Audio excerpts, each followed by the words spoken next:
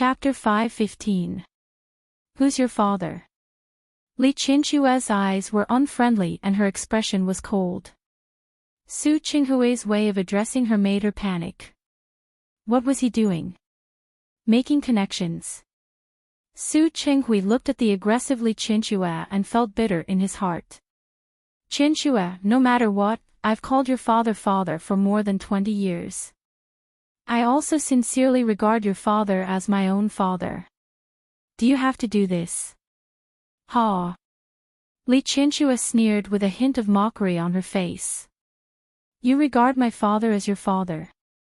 So you tortured my father's daughter. Replaced my father's granddaughter? Su Qinghui, is this how you regard my father as your own father? Su Yusin and Su Qingsang both stood behind Li Qinghui without moving. Old Master Li seemed to not hear Li Qinghui's words. He just sat on the sofa and looked at the gift in front of him, which was brought by Su Qinghui. No one supported him, no one helped him. Su Qinghui stood there and found that he really seemed to have nothing to do with this family. Su Qinghui was speechless by Li Qinghui. He knew that coming today would not end well, but he had to come. If he didn't come today, he didn't even know what kind of excuse he could find to see Li Qinghui. You should go. I don't want to see you. Su Qinghui knew that if he wanted to save face, he should leave as soon as possible. However, looking at Li Qinghui's beautiful face, he couldn't move his feet at all. He just stood on the ground and looked at Li Qinghui, his eyes burning and his gaze fervent. That kind of gaze made Li Qinghui feel disgusted again, and her tone was even more unfriendly than before. I said get out. Did you hear me? Li Qinghui was really disgusted by the man in front of her. It was so disgusting that when she thought of what Su Qinghui had done, she wanted to bite him a few times to vent her anger. Su Qinghui stood there without moving, just staring at Li Qinghui. That gaze gave Li Qinghui goosebumps. It was not because she was touched, but because she was disgusted. She was about to ask someone to come over and drive Su Qinghui out, but Su Yusin took a step forward and stood in front of Su Qinghui. Dad. Li Qinghui didn't want to see Su Qinghui, but Su Yusin couldn't have the same attitude as Li Qinghui. When Su Qinghui came in, he noticed that he didn't seem to be having a good time. Today, Su Qinghui had specially cleaned himself up for Old Master Li's birthday. If he hadn't cleaned himself up, he would have looked even worse. After all, they were father and son. Su Yusin didn't want to see his father like this. It made him sad. Dad, how have you been lately? You don't seem to have rested well. His eyes were red, and even though his clothes were neat and tidy, he still looked somewhat dispirited. Su Qinghui looked at Su Yusin, his eyes full of gratitude. I've had a lot of things to do in the past 2 days. It'll be fine once I get over it. Dad, you have to take care of yourself. Su Yusin was trying to give Su Qinghui a way out. After saying that, he didn't forget to look at Li Qinghui, his eyes a little pleading. Li Qinghui turned her face away from Su Yusin. She was still angry and hoped that Su Qinghui would leave. She didn't want to see him. Su Yusin could only look at Su Qingsang again. Su Qingsang received her brother's gaze and sighed deeply in her heart. Dad. Have you had breakfast yet? As Su Qingsang spoke, she blinked at Su Qinghui. No. Su Qinghui looked at Su Qingsang. He didn't expect it. At a time like this daughter, who had never been close to him, was actually willing to help him once. He looked at Su Qingsang and felt a little hot in his eyes. I just saw that there was a lot of breakfast left in the kitchen. Dad, if you don't mind, why don't you go and eat some? Su Qingsang looked at Su Qinghui with a particularly sincere look in her eyes. It's not good for your stomach if you don't eat breakfast. Dad, you'd better go and eat. Su Qinghui didn't move and looked at Li Qinghui again. How could Li Qianxue not see the look in her daughter's eyes just now? She didn't expect that both Su Qingsang and Su Yusin would stand on Su Qinghui's side. She couldn't tell what she felt in her heart. When she met her daughter's slightly pleading eyes, she turned her face away with hatred. If it was only Su Yusin who said it, she could pretend that she didn't hear it. But Su Qingsang, Li Qianxue almost couldn't bear to refuse any of her requests now. Dad.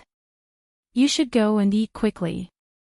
As Su Qingsang spoke, she glanced at Su Yusin. Yusin, you didn't eat much just now. Why don't you eat some with Dad? Okay. Su Yusin immediately understood what Su Qingsang meant. Ignoring Su Qinghui, who was still standing there in a daze, he took him in the direction of the dining room. Su Qinghui's footsteps were a little hesitant, but he was pulled to the dining room by Su Yusin. The figures of Su Qinghui and his son disappeared around the corner. Li Qianxue looked at Su Qingsang with a complicated look in her eyes. Mom. Su Qingsang knew that she was unhappy, so she took the initiative to hook her hand. You see, our family doesn't lack breakfast, right? Li Qianxue didn't speak. She wanted to wait for Su Qinghui to finish eating and then drive him away. It wasn't that she was cruel, nor was it that she was too much. It was just that when she thought of what Su Qinghui had done, she really didn't want to see him, not at all. Li Qianxue had a good idea. She wanted to drive Su Qinghui away. But she didn't expect that he hadn't finished eating yet. The guests came. Great-grandfather Li, her great-aunt, and their children. They were relatives, and Li Qianxue didn't want to lose face in front of these relatives. In the end, after Su Qinghui finished eating, he actually stayed and didn't leave. And she couldn't drive him away even if she wanted to. After all, with so many relatives here, she couldn't drive Su Qinghui out in front of so many people, could she? The noon banquet was quite lively. The older Old Master Li got, the more he liked to see his children and grandchildren in front of him. The group of people had a lively lunch. Throughout the whole process, except for Su Qingsang and her brother, Su Qinghui had been by Old Master Li's side. He looked like the son-in-law of the Li family. Su Qingsang and Su Yusin glanced at each other from time to time. No matter what happened between Li Qianxue and Su Qinghui, at least the two of them still regarded Su Qinghui as a member of the family. Some relatives didn't know the inside story and thought that Li Qianxue and Su Qinghui were still together. Previously, there was a lot of talk about divorce, but no matter what, they had been husband and wife for so many years. From the looks of it, it was clear that they quarreled at the head of the bed and reconciled at the end. In particular, Li Qianxue's cousin-in-law looked at the two of them with the eyes of an experienced person. The meaning of that look was self-evident. Li Qianxue was so angry that she had a headache. If it weren't for the fact that there were guests, she would have gone up to Su Qinghui and torn that smug smile off his face. In fact, Su Qinghui was not smug at all. Although he was accompanying Old Master Li, he was not a fool. He could see that neither Old Master Li nor Li Qianxue liked him. However, there were guests at home now, and they didn't want to fall out with him in front of the guests, so they tolerated him. Su Qinghui was still following Old Master Li even after the guests left. Su Qingsang and Su Yusin could tolerate it and continue to be a harmonious family with Su Qinghui. But Li Qianxue didn't want to tolerate it. She had tolerated Su Qinghui for a whole day. She wanted to go up and ask Su Qinghui to get out.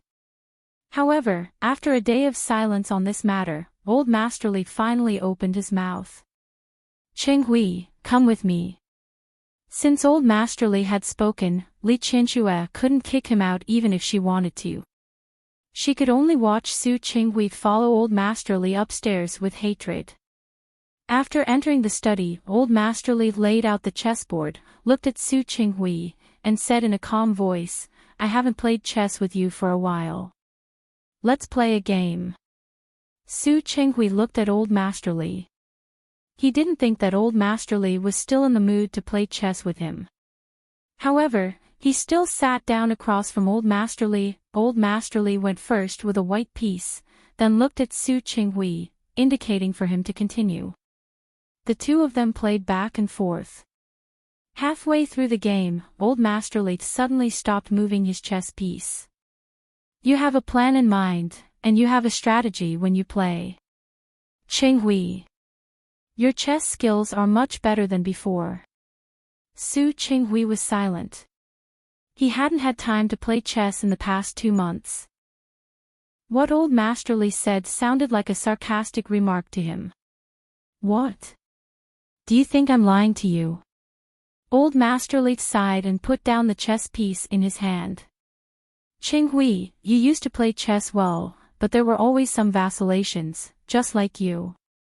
I've always known that you didn't know what you wanted before, and you didn't know what was most important to you. But now, looking at your way of playing, you seem to know. Su Qinghui's eyes were a little hot. He looked at Old Master Li and said in a hoarse voice, Dad, I was wrong. Old Master Li raised his hand and didn't want to hear Su Qinghui say this. Qinghui, I don't want to judge whether you were wrong or not. Do you regret it? I don't want to know. I just want to tell you. Life is like chess. There are no regrets. Since you have done some things, you have to bear the consequences. Dad, it doesn't matter if you regret it or know that you were wrong. These things have nothing to do with Qinghui now. Dad. Su Qinghui looked up at him with an indescribable pain in his eyes. I really regret it. Qinghui, not all regrets have a chance to do it again. The expression on Old Master Li's face was painful and regretful. In the past, I focused on expanding my business. I always thought that I wanted to make the Li Corporation bigger and stronger. But I really made it big and strong. The person who could share it with me is gone. I often regret it and often reflect on it. I always think that if I were young and didn't focus on business like this, I wouldn't have focused on my career every day. If I didn't focus on my career every day, would Qinghui's mother have lived a few more years? But there's no answer. She's dead. She's gone. No matter how much I regret it, it's useless. Su Qinghui didn't speak. Some things were blinded by a leaf. If he didn't remove the leaf, how could he find out what he really thought? I'm very happy that you still remember my birthday today. I thank you too. But you and Qinghui are just like this. Just like what? He didn't say the rest, but Su Qinghui understood what Old Master Li meant. His expression suddenly changed again. Chapter 5:16. Dad, that's all. Old Master Li looked at Su Qinghui with a complicated look in his eyes. There was a hint of regret in his eyes. Qinghui and I won't stop you from seeing the children, but you and Qinghui don't need to see each other anymore. Su Qinghui's face was pale. He was already in his 40s. He had experienced a lot of storms and waves, but at this moment, he was like a greenhorn, completely at a loss of what to do. Old Master Li and Su Qinghui had been friends for so many years. Although he couldn't bear it, he didn't care. But during this period of time, he could really see it. His daughter didn't miss Su Qinghui at all. As long as his daughter had the slightest bit of nostalgia, he would give Su Qinghui a chance, so that he and Li Qinghui could have another possibility. However, Li Qinghui had made it clear that she didn't want to see Su Qinghui. Since that was the case, why should he force her? He looked at the chessboard. You've won this round. You don't have to play the rest. He won. He had clearly lost, and he had lost completely. Su Qinghui stood up and went downstairs like a ghost. When he went downstairs, Li Qinghui was in the living room, asking people to clean up the mess. She was sitting next to Su Qingsang, talking about something. Su Qingsang saw him coming downstairs and quickly stood up. This time, Su Qinghui ignored her and walked straight to Li Qianxue. Can I talk to you for a minute? No. Li Qianxue sat there without moving. I have nothing to say to you. Qianxue. Su Qinghui gritted his teeth so hard that his gums almost bled. Just 5 minutes. Can't I? No. Li Qianxue looked up at him, her eyes cold. I don't want to give you a minute. His heart felt like it had been pierced by another arrow. Su Qinghui's voice was pleading. Qianxue, you, sister. Su Yusin had just come back from sending a guest. She didn't know how long he had been in the room, but he looked at Su Qingsang. You just came back yesterday. I forgot to give you a present. Come upstairs with me to get it. Su Qingsang glanced at him. Even if he didn't call her, she was going to leave. Mom, take a seat first. I'll go upstairs to get the gift. Su Qingsang followed Su Yusin upstairs. Before leaving, Su Yusin glanced at Uncle Zhang and motioned for him to ask the servants in the living room to leave first. Uncle Zhang was also very perceptive. With a wave of his hand, the rest of the people left. Li Qianxue sat there, feeling a little stifled. She looked at Su Qinghui and said, Su Qinghui, are you very proud now? He had been away from home for so long, yet there were still people who stood by him. Qianxue, I feel very uncomfortable right now. Su Qinghui couldn't be smug in front of her at all. Really, I feel very uncomfortable. The assets you get after our divorce should be enough for you to find a good hospital, right? Li Qianxue's words were rather blunt. Or, have you already spent all your money in just 2 months? It's okay, I can still afford it. Go ahead. How much do you want? She was treating Su Qinghui like a beggar. Su Qinghui clenched his fists, and his voice was low and hoarse with bitterness. Qianxue, I'm not here to ask you for money. Then what do you want? Li Qianxue turned her face to look at him with an impatient expression. Don't say that you regret it. After you left me, you suddenly realized that you fell in love with me, so you want to get back together with me? Su Qinghui was rendered speechless by her words and couldn't continue. What could he say? Could he say that he wanted to get back together with her? What he could say was that he only realized after losing her that he fell in love with her, couldn't live without her, and wanted to start over with her. Qianxue, don't be like this. I do regret it. Qianxue, I'm sincere to you, Su Qinghui. Li Qianxue stood up and stared straight at his face. Her gaze was cold and filled with disdain. Can you be more shameless? Qianxue. In order to return to the Li family, you really can tell any lie. Li Qianxue didn't believe him at all. In her opinion, this was just one of Su Qinghui's tricks. Qianxue, I want to come back, but not to the Li family. I want to return to your side. Li Qianxue couldn't take it anymore. Return to my side. I'm representing the Li family now. Don't you know? Su Qinghui knew that she had a deep misunderstanding of him. That's enough. Li Qianxue stood up. Su Qinghui, if you still have any dignity, then get as far away as you can. Don't appear in front of me.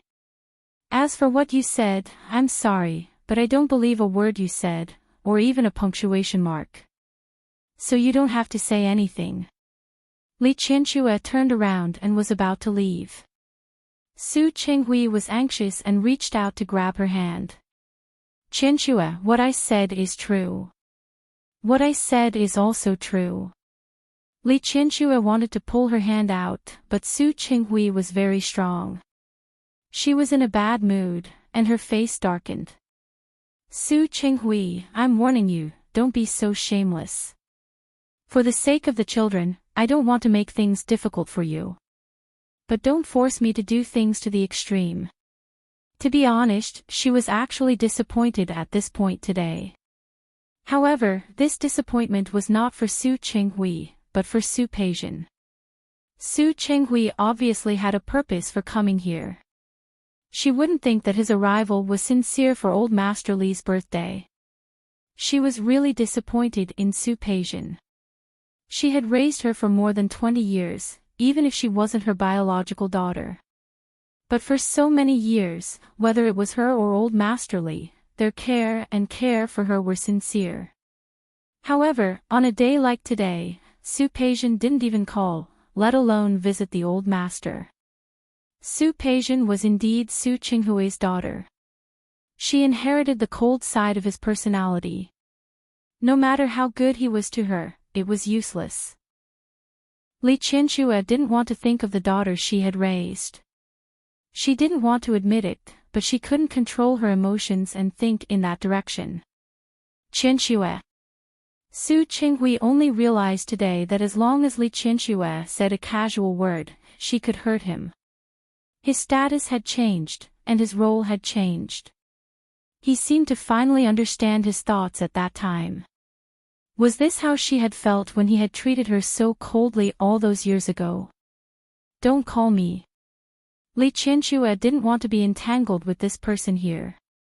It was meaningless at all. I heard you call my name, and I felt disgusted. Su Qinghui was hit by another arrow. He almost couldn't stand. He staggered and took a step back. Qianxue, don't say that you really fell in love with me.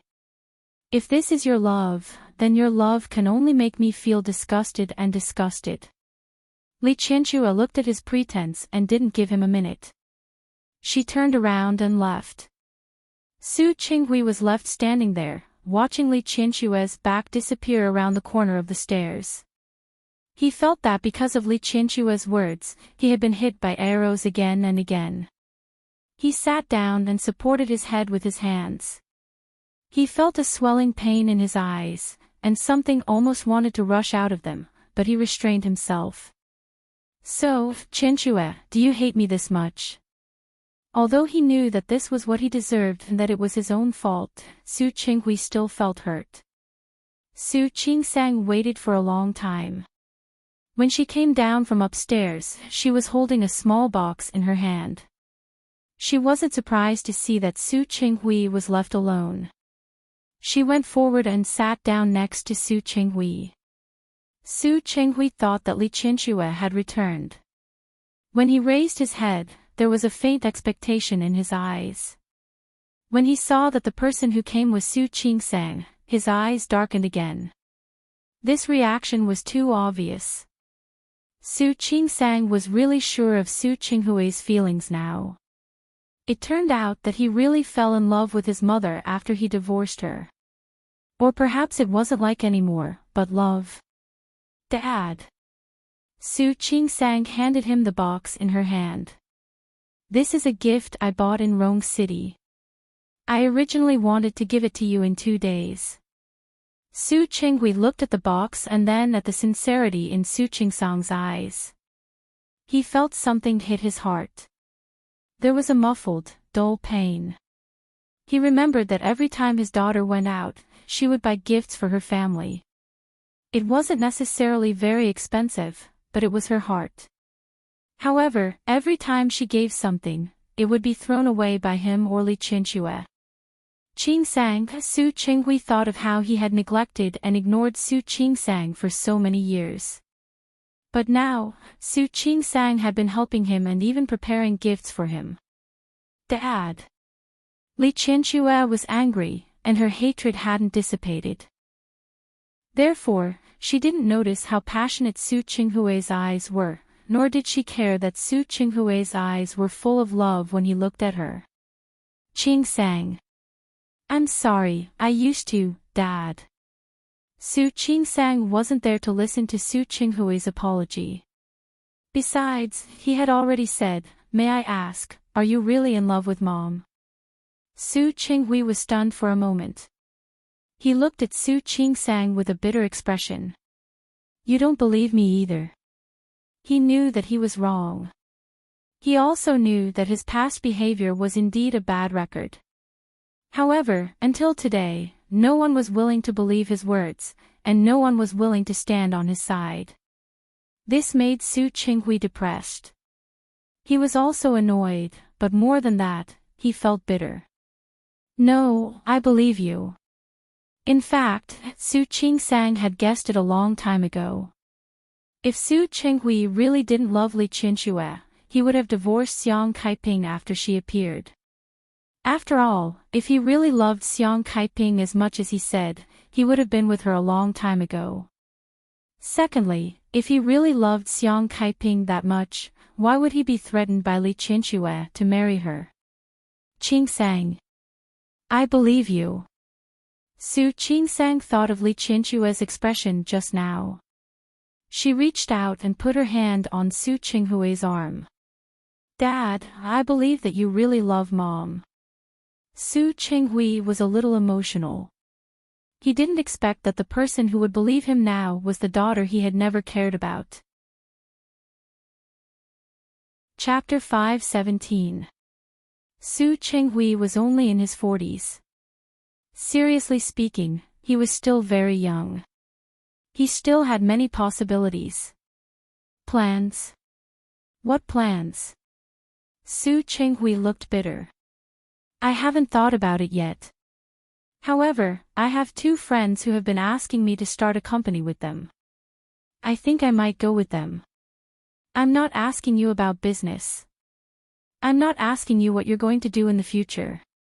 I'm asking you since you know that you love my mother. What plans do you have for the future? What plans can I have? Su Qinghui looked helpless. Your mother hates me so much now. I can only stay away from her. As soon as Su Qinghui finished speaking, he saw the disapproval in his daughter's eyes. Dad. Su Qingsang really felt strange. How did Su Qinghui, who had such a low EQ, become the general manager of Li Group for so many years? Don't tell me you're really willing to never see me again. What else can I do? Your mother hates me so much now, didn't you hate her too? You even swapped me with Su Peijian because you hated her. After saying that, Su Qingsang realized that her attitude was not right. She cleared her throat. Dad. I don't blame you. I mean, if my mother wanted to, she could have spent more than 20 years softening you up and making you fall in love with her. Why can't you spend the rest of your life begging for my mother's forgiveness? Su Qinghui looked at Su Qingsang in a daze, almost unable to understand what she meant. Was she trying to give him an idea? Dad, think about it. You're only in your 40s this year. If you live to be 100 years old, you still have more than 50 years left. Are you really willing to have my mother disappear from your life? Are you really willing to be a stranger to my mother and never see each other again? Su Qingsang's eyes were clear and full of sincerity. Su Qinghui was almost bewitched by her words. You mean, if you think that my mother's reaction today made you feel bad, you should give up? Then is your love for my mother real? Why is it that my mother can spend decades being ignored by you, but she still thinks of you and loves you wholeheartedly? Since my mother can spend such a long time to move you, then why don't you do it? You can take that long to move her. Even if my mom really didn't want to forgive you in the end, at least you tried. Su Qingsang really thought so. Don't you think that even if you fail in the end, you still have a chance? But at least you've tried, right? At least you won't regret it. Not to mention, you're just doing what my mother did before. Humans are not plants, they are not emotionless. During this time, Su Qingsang had gotten to know Li Qinxue better. She believed that as long as Su Qinghui showed his sincerity to Li Qinxue, he would be happy. Li Qinxue would always be touched by him. Even if he couldn't, he should at least give himself a chance, right? Hearing Su Qingsang's words, Su Qinghui's expression suddenly became eager. But after the fervor, it turned into bitterness. What's the point? Your mother doesn't even want to see me now. She doesn't want to see you. You have to create opportunities for her to see you. As for why she's so resistant to you, didn't you also resist my mother for decades? Su Chenghui didn't say anything. For the first time, he looked at Su Qingsang with a new and completely different gaze. She was his daughter. He had neglected her for many years and had almost never given her a trace of love. But it was this daughter who was still willing to give him ideas and think for him in his current situation. Waves of warmth surged in his heart, and emotions of gratitude surged in his heart. There was also a faint sense of guilt and self-blame. Su Qingsang's words stopped there and she didn't want to say more. If Su Chenghui wanted to, he naturally knew how to get Li Qianxue back. If his love was just lip service, then it didn't matter whether he worked hard or not. After all, Li Qianxue was still young. If she left Su Chenghui, a man who didn't really love her, she still had a chance to find another man. It was also a good ending for both of them to be happy. Qingsang. Thank you. Su Chenghui thanked Su Qingsang sincerely. By now, he could no longer simply treat Su Qingsang as a child. She was not only a daughter who had been neglected by him, but also an adult who had grown up, matured, and had her own independent thinking and opinions. Dad. Su Qingsang smiled. You're my dad. You don't need to thank me. She said that she didn't need to thank him, but Su Chenghui was really grateful to this daughter. She didn't resent him for being changed. Instead, she could even care about him. He looked at Su Qingsang and thought of his other daughter, Su Peixian. He had doted on Su Peixian for so many years, but what did Su Peixian do? Until now, she hadn't even called him or sent him any news. From the looks of it, it seemed that she didn't want him, her father. In comparison, he was not as good as Su Qingsang. Su Qingsang said these words today. Although it couldn't be said to be enlightened, it really gave him some confidence. Su Chenghui didn't say that he didn't know what he should do. He knew, but at this time, Su Qingsang's words were undoubtedly the greatest encouragement to him. I didn't do anything. Su Qingsang smiled. She knew that Su Chenghui had already made up his mind. He just needed someone to help him again. Su Chenghui looked at the smile on Su Qingsang's face and suddenly reached out to hug her. This time, it was Su Qingsang's turn to be stunned. Su Chenghui had never hugged her since she was a child. Su Chenghui's eyes were slightly warm.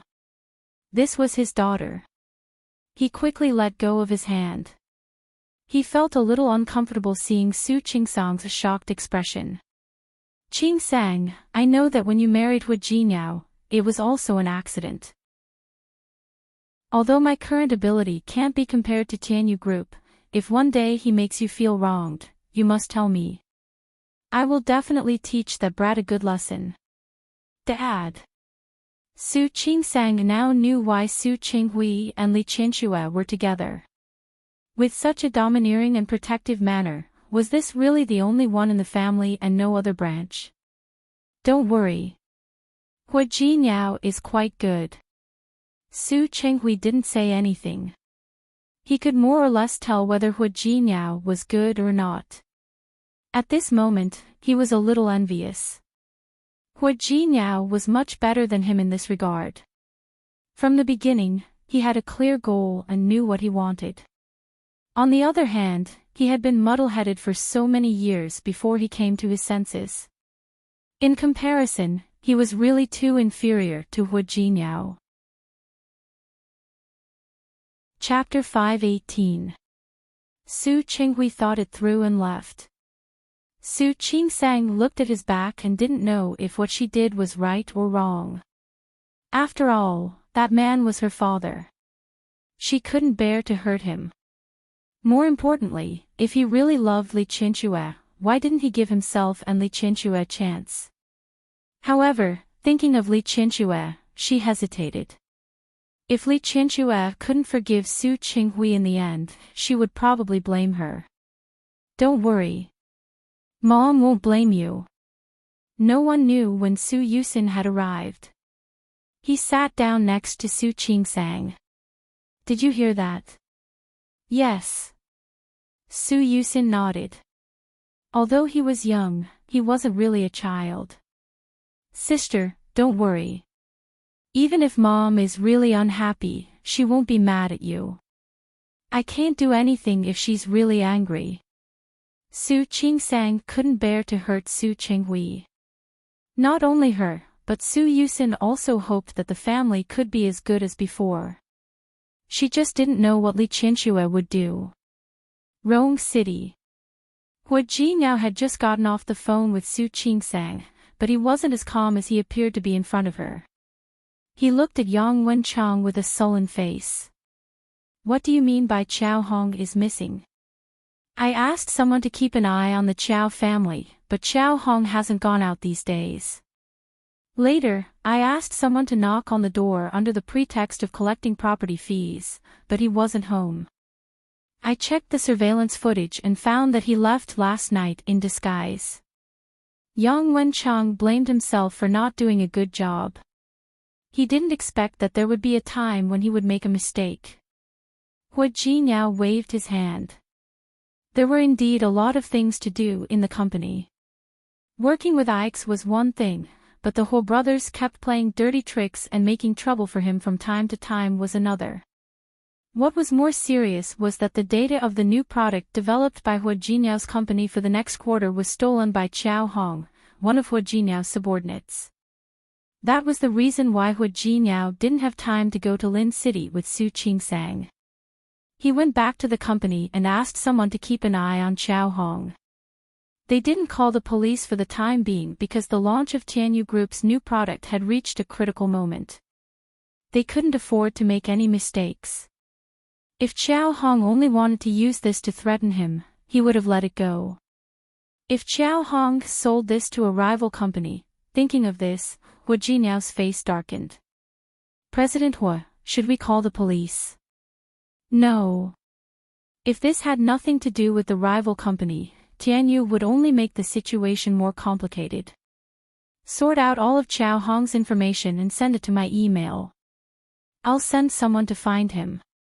Yang Wenchang nodded and quickly left. Hua Jinyao took out his phone and started to make a call. Someone knocked on the door. Hua Jinyao thought it was Yang Wenchang, but it was Ding Qing. President Hua. She walked quickly to Hua Jinyao with a document in her hand.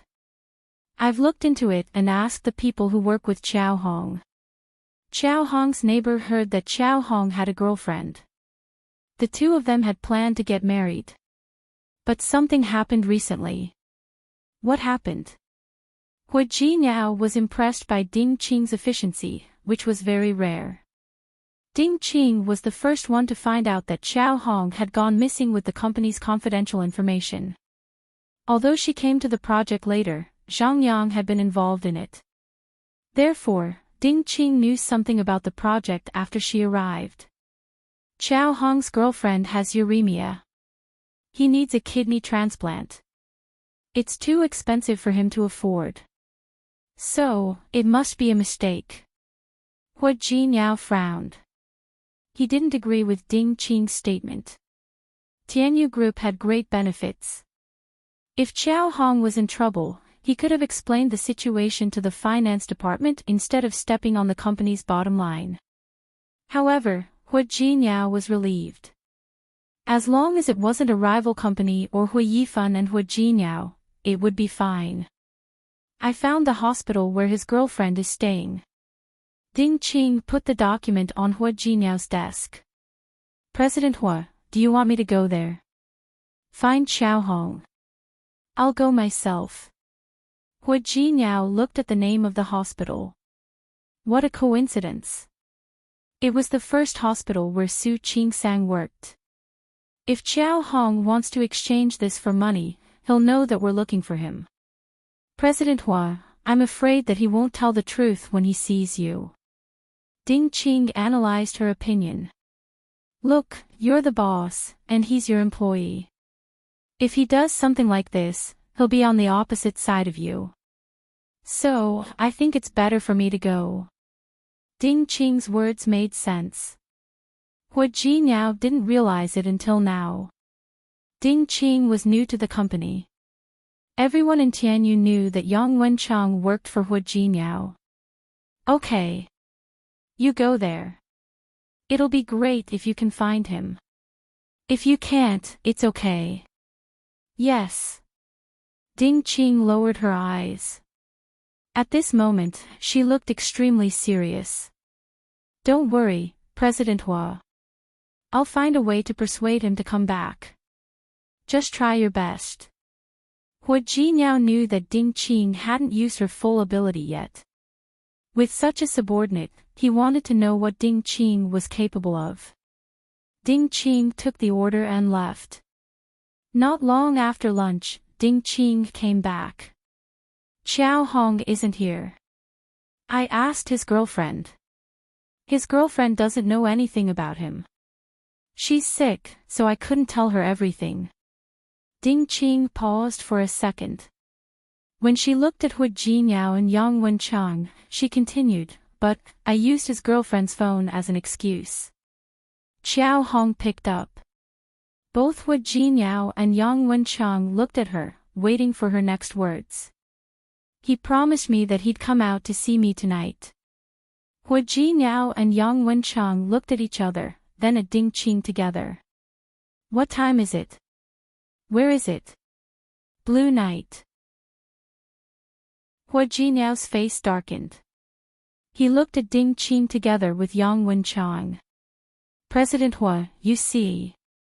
Ding Qing was still asking. Hua Jinyao knew that he couldn't let Ding Qing go there alone. Blue Night was a very famous nightclub in Rong City. It was the biggest money-squandering establishment in Rong City. Only members were allowed in there. People who weren't members couldn't get in. I'll go with you tonight. Hua Jinyao wanted to solve this problem before it got out of hand. Not only did he need to solve Xiao Hong's problem as soon as possible, but he also couldn't let the board of directors know. He especially couldn't let the Hua brothers know. After all, they had been up to too many tricks recently. Hua Jinyao didn't want the Hua brothers to have something on them. That night, before the appointed time, Hua Jinyao followed Ding Qing and Yang Wenchang to the entrance of Blue Night. Chapter 519. It's okay. The owner of Blue Night was the same as the owner of the Hot Spring Club. Thinking of what Su Qingsang had told him, Hua Jinyao decided to go there himself. That man had a powerful background. If anything happened, he wouldn't be able to do anything to him. But if it was Yang Wenchang, things would be different. Find a place to park the car and wait for my call. I'll go in with Ding Hong. Hua Jinyao and Ding Qing got out of the car and walked to the gate of Blue Night together. Ding Qing seemed a little worried. She even hesitated. Hua Jinyao glanced at her and said, "It's okay. Just act normal." Ding Qing nodded. She looked at the magnificent signboard, then at Hua Jinyao and said, "President Hua, won't we be easily recognized if we go in like this?" Hua Jinyao stopped and glanced at Ding Qing. Because of what happened tonight. She wasn't wearing the professional suit she wore during the day. Instead, she was wearing a simple black dress and a beige windbreaker. He thought for a while, then said in a lower voice, "Come with me." Okay. Ding Qing was about 3 steps away from Hua Jinyao. Because of what he said, she quickened her pace and walked to his side. They walked a few steps side by side. There seemed to be a small stone on the road. Ding Qing suddenly twisted her foot. She lost her balance and fell towards Hua Jinyao. He had to reach out his hand to steady her. Ding Qing's face was pale. She looked around and found that no one was looking at them. She said in a low voice, "I'm sorry, President Hua. I was too careless. It's okay. Hua Jinyao thought that Ding Qing did that because she was nervous. Besides, he also saw the stone on the road. Can you stand still? I can. Ding Qing stood up, but her foot hurt a little. She sucked in a cold breath. She looked at Hua Jinyao. President Hua, I think I sprained my foot. They were only a few steps away from the gate of Blue Night. Seeing that, Hua Jinyao reached out his arm and said, Can you help me walk? This. Ding Qing hesitated. I don't think it's a good idea. It won't be good if people misunderstand. It's okay. Hua Jinyao was focused on the meeting with Xiao Hong. It's just a show. Let's go. Ding Qing clenched her teeth, but at last, she took Hua Jinyao's arm. With Hua Jinyao's help, she didn't look abnormal when she walked. Thank you, President Hua, Ding Qing said in a low voice. Hua Jinyao didn't take it to heart. After seeing Xiao Hong, I'll take you to the doctor. Thank you, President Hua. I'll go home and apply some ointment. Hua Jinyao didn't insist. The two of them entered the door together. What Hua Jinyao didn't notice was that a camera had captured the scene of the two of them walking into the Blue Night hand in hand. Lin City. Old Master Li's birthday was spent with a group of relatives at noon. In the evening, only his family would have dinner together. This year, it was quieter than in previous years. In the past, there was Su Qinghui and Su Peijian. Today, the two of them were gone, but Su Qingsang was there. Her cooking skills were average, and she wasn't particularly good at it. However, ever since she married Hua Jinyao, she had put some effort into it. So today, she took the initiative to cook a bowl of noodles for the old man. Grandpa, happy birthday to you. Hua Jinyao had already prepared old Master Li's birthday present. It was a pine tree. It wasn't an ordinary pine tree. It was carved from a whole piece of jade. The gift was delivered in the morning. The jade was of high quality, and it was made by a master. The green color of the jade made the pine tree look especially tall and straight. It implied that old Master Li would live as long as the Nanshan Mountain. It was obvious that the gift had been found with great effort. It was a good gift. Old Master Li liked it very much. However, no matter how good the gift was, it was a gift from Hua Jinyao. Su Qingsang didn't know what else to give. After thinking for a while, she decided that cooking a bowl of noodles for old Master Li was more appropriate. Good, good, good. Old Master Li looked at the noodles that his granddaughter brought out and said the word good 3 times in a row. Old Master Li didn't lack anything at the moment. For him, the most important thing was the thought. Many years ago, Li Qianxue had cooked for him to please Su Qinghui. It was the first time that he had eaten food cooked by a junior, even if it was just a simple bowl of noodles. Grandpa, I'm not good at cooking. Please don't blame me. Su Qingsang's face was a little bitter. She wasn't particularly confident in her cooking. It looks delicious. Old Master Li was quite generous. Looking at the bowl of noodles, his eyes were full of admiration. This cooking can't be wrong. You try it first. After Su Qingsang said that, she looked at Li Qianxue and said, Mom, there's more in the kitchen. Do you want to try it too? Okay. Li Qianxue's eyes were a little red. Su Peijian didn't do any chores, and Su Yusin would never enter the kitchen. Now that the whole family was eating noodles cooked by Su Qingsang, they were all surprised and a little touched. Especially Li Qianxue. She had really done everything to please Su Qinghui. She tried to learn cooking and cook for Su Qinghui. However, the final result was not satisfactory. The soup was either salty or not good enough. When the vegetables were stir-fried, they were either raw or burnt. She couldn't control the degree, but she didn't give up and always wanted to try again.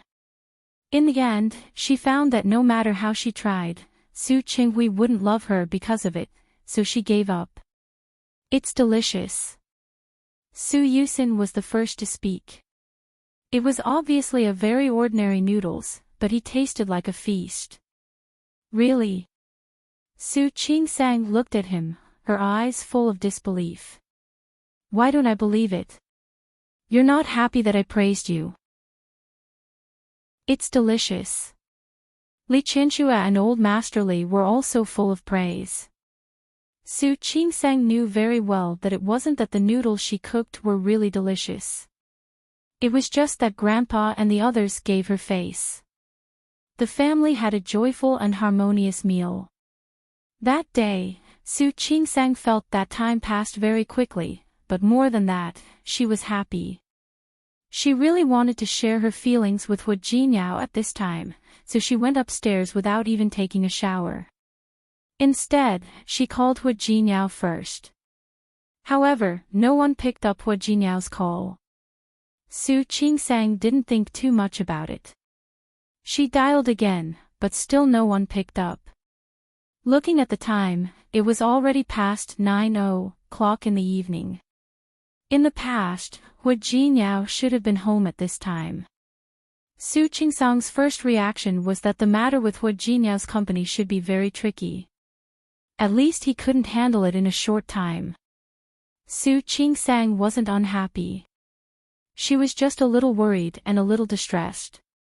After sending a message to Hu Jinyao, telling him to take care of himself no matter how late he was, she put the phone aside. Since Su Qingsang had returned to Lin City, she naturally had to find Shi Mengwan. Early in the morning, she sent a message to Shi Mengwan asking where she was. Knowing that she was back, Shi Mengwan couldn't be more happy. The two of them agreed on a time and place to meet. Su Qingsang hung up the phone, lay on the bed, and casually browsed through the local news and WeChat public accounts. After Su Qingsang went to Rong City, she followed a few local WeChat public accounts in Rong City. The local news she was reading now was naturally the local news of Rong City. They were all ordinary things. After casually browsing through a few, Su Qingsang planned to close it. However, at this time, Rong City Online, which she followed, released today's news. The news was about a certain clubhouse.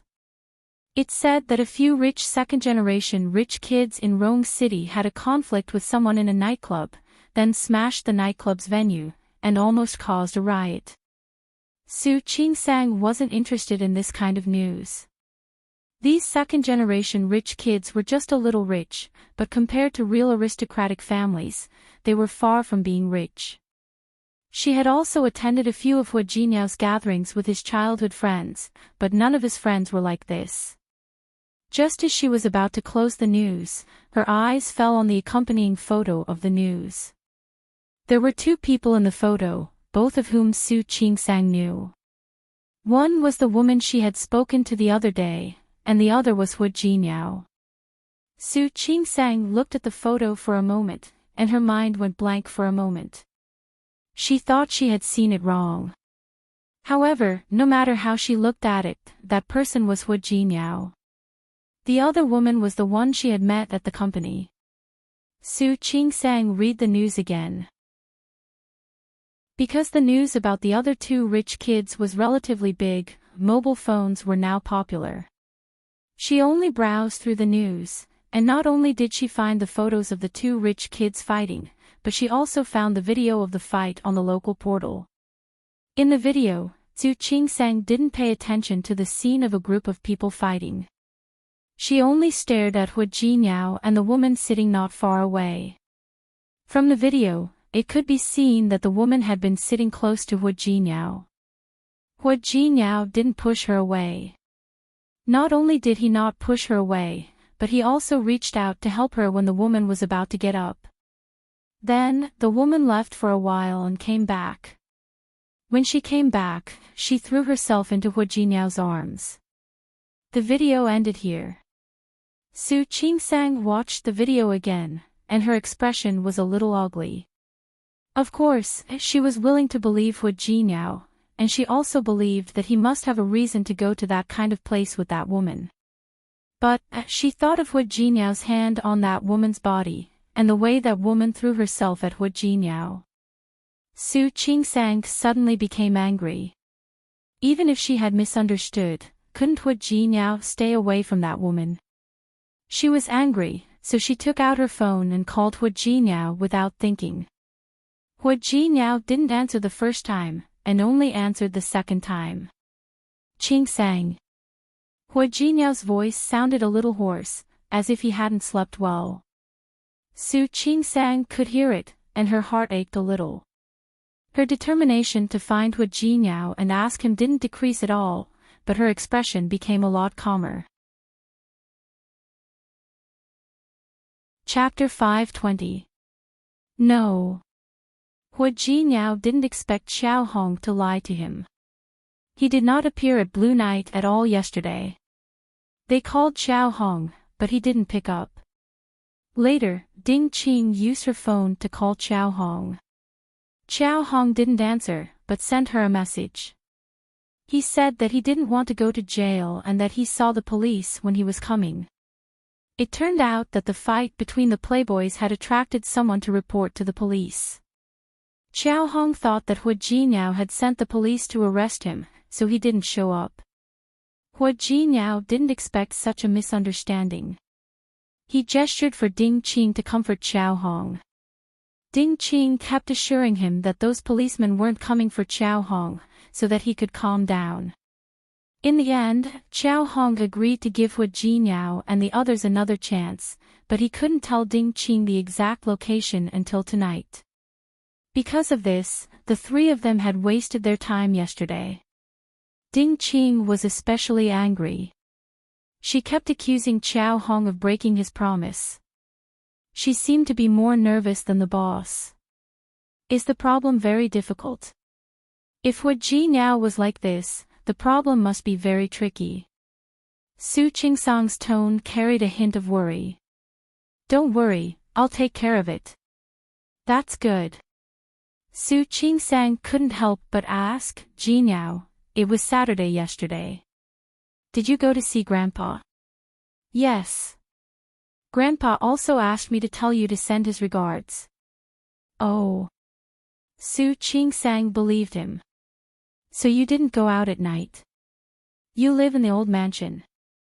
Just as Hu Jinyao was about to answer, the computer in front of him alerted him that a new email had arrived. He opened the mailbox and casually replied, Yes, I live in the old house. In fact, when Hu Jinyao stayed in the company yesterday, he had been discussing with Yang Wenchang and the others what they should do if Xiao Hong insisted on selling the confidential information to a rival company. Hu Jinyao always planned for the worst. He hoped that things would develop in a good direction. However, if the other party didn't keep their promise, he could arrest Xiao Hong or sue the other party's company. However, all of these things would bring negative consequences to Tianyu Group. Either way, Hu Jinyao needed to think of a way to deal with it. The most ideal outcome would be to find Xiao Hong and retrieve the secret. Minimize the loss. In the worst-case scenario, Xiao Hong would betray his company. At that time, both sides would perish together. Xiao Hong and his rival company wouldn't have a good ending, but Tianyu would still suffer heavy losses. Su Qingsang clenched her fists. She blinked and suddenly realized that Hu Jinyao was lying. He was lying to himself. Are you in the company now? Have you had breakfast? I ate it. Hu Jinyao read the contents of the email. His eyebrows were knitted together so tightly that a mosquito could be squeezed between his eyebrows. Jinyao. Su Qingsang told herself not to be paranoid and to trust him. Did you really stay at the old house last night? Yeah. Hu Jinyao moved the mouse and scrolled down. Su Qingsang pursed her lips and added, I haven't been home for 2 weeks.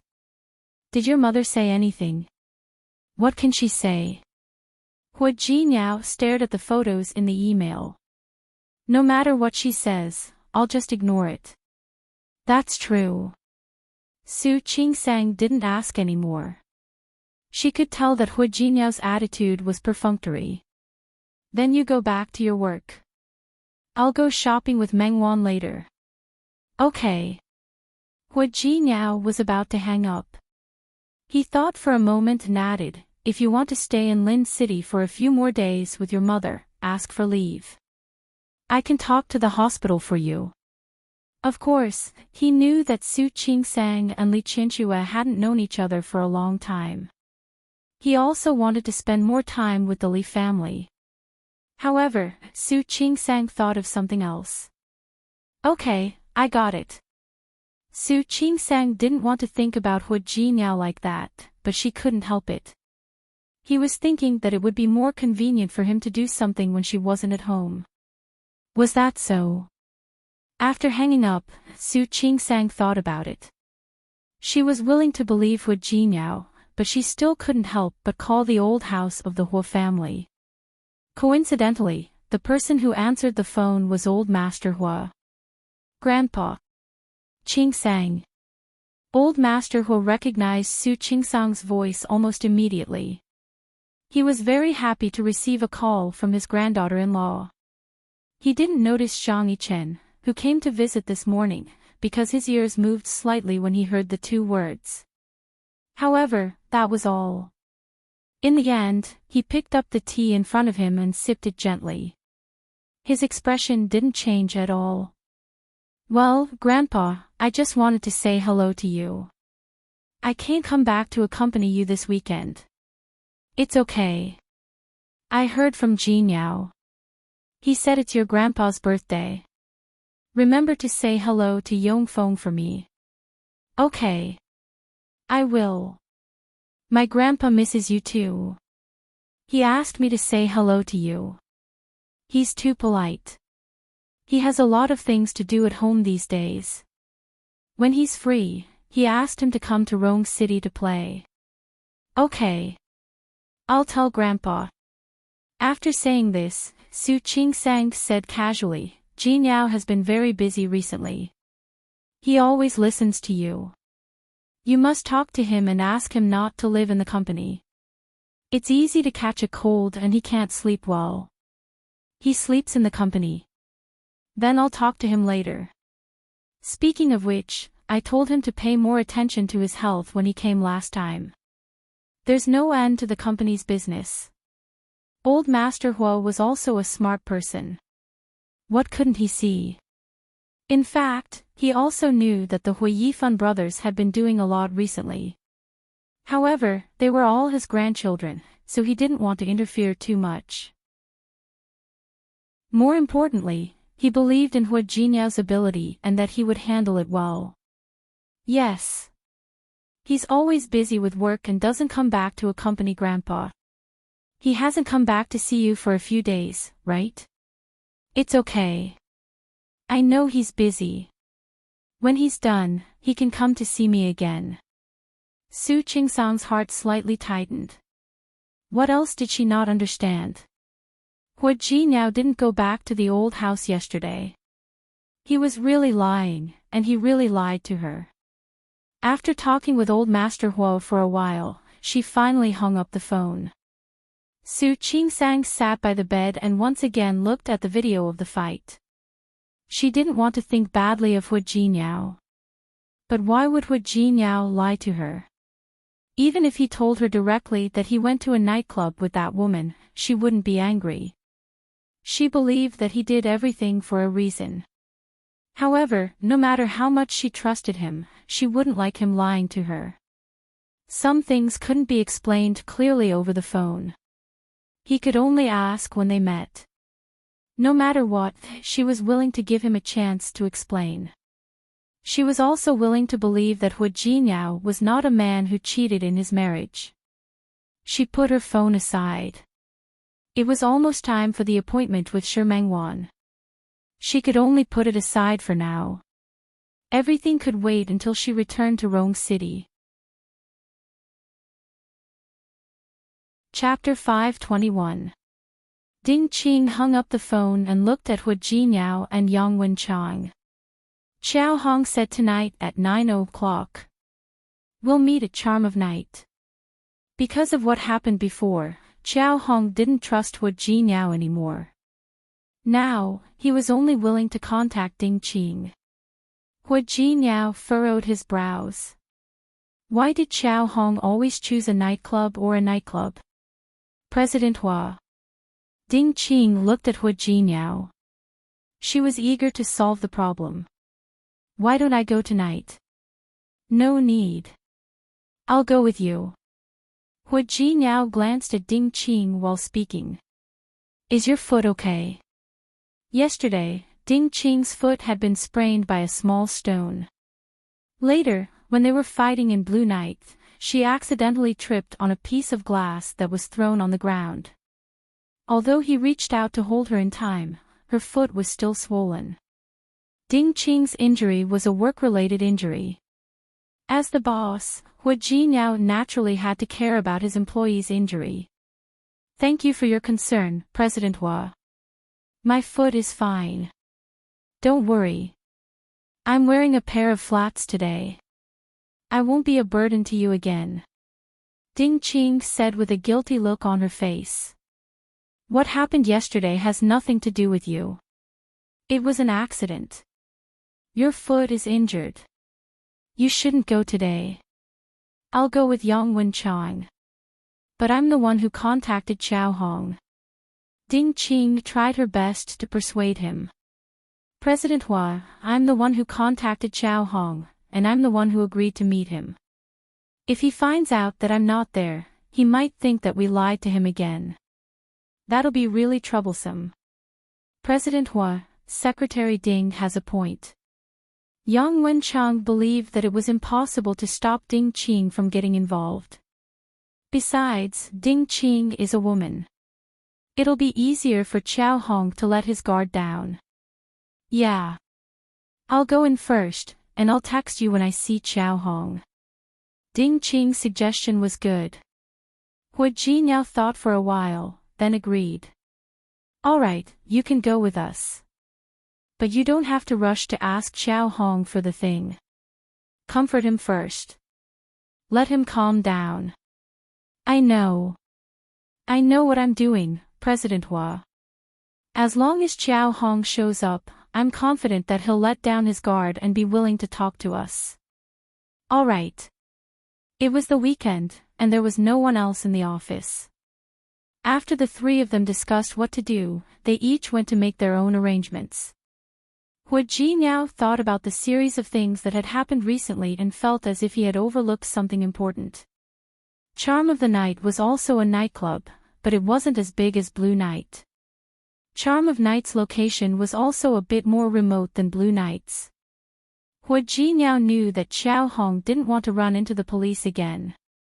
Just like the day before, Ding Qing was responsible for contacting Xiao Hong, then she walked into Charm of Night. Hu Jinyao followed Ding Qing. Because Ding Qing's foot was injured, Hu Jinyao helped her up the stairs again. Thank you, President Hua, Ding Qing said in a low voice. But you don't have to help me. I'm afraid that if Xiao Hong sees it, he might think that our relationship is different. You think too much. Hu Jinyao didn't even blink or look at Ding Qing. Xiao Hong knows that I'm married. I won't think in that direction. That's good. Ding Qing seemed to be relieved. Hu Jinyao finally glanced at her and said, What? Are you afraid that Xiao Hong might misunderstand you? I'm not afraid that Xiao Hong might misunderstand me. I'm afraid that others might misunderstand me. Ding Qing's voice was very low. I just met a nice guy, and I'm planning to date him. I don't want him to misunderstand me before we even start dating. Hu Jinyao nodded. He relaxed a little because of Ding Qing's words. Yeah. It's okay. If he really misunderstands you, I can explain for you. Thank you in advance, President Hua. Ding Qing's voice sounded cheerful, which made the tense moment a lot more relaxed. The benefits of Tianyu Group were quite good. Not only were the benefits good, but Hu Jinyao wasn't a person who would mistreat his employees. Zhang Yang, who had been working for him, was excellent at his job. This time, his wife was having a baby, and he wanted to take a vacation. Hu Jinyao immediately agreed. As for Ding Qing, Hu Jinyao approved of her hard work in the past 2 days. She was a good subordinate, and that was all. The two of them entered Charm of Night together. In order to avoid a repeat of the previous incident, the two of them chose a corner and sat down. Hu Jinyao sat down and looked around. This place was noisier than Blue Night, and there were more people here. If Qiao Hong showed up in a place like this, it would be easier for him to get away. The strange feeling in his heart came again, but he couldn't figure out what was wrong at the moment. President Hu, do you think Qiao Hong will come today? Hearing Ding Qing's words, Hu Jinyao glanced at her and shook his head. I'm not sure, but I have a feeling that he will come.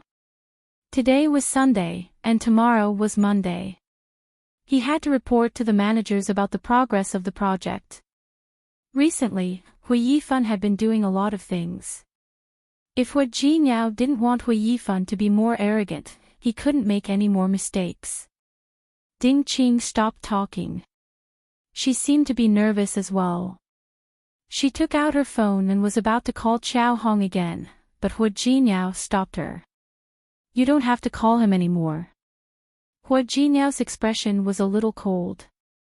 If he doesn't come, you won't be able to do anything.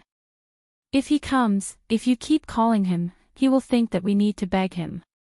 No matter how bad the situation was, Hu Jinyao didn't want to lose the initiative. He was lucky today. Qiao Hong finally showed up. After he walked in, he walked around for a long time, then walked to where Hu Jinyao and Ding Qing were sitting. Hu Jinyao was sitting inside, while Ding Qing was sitting outside.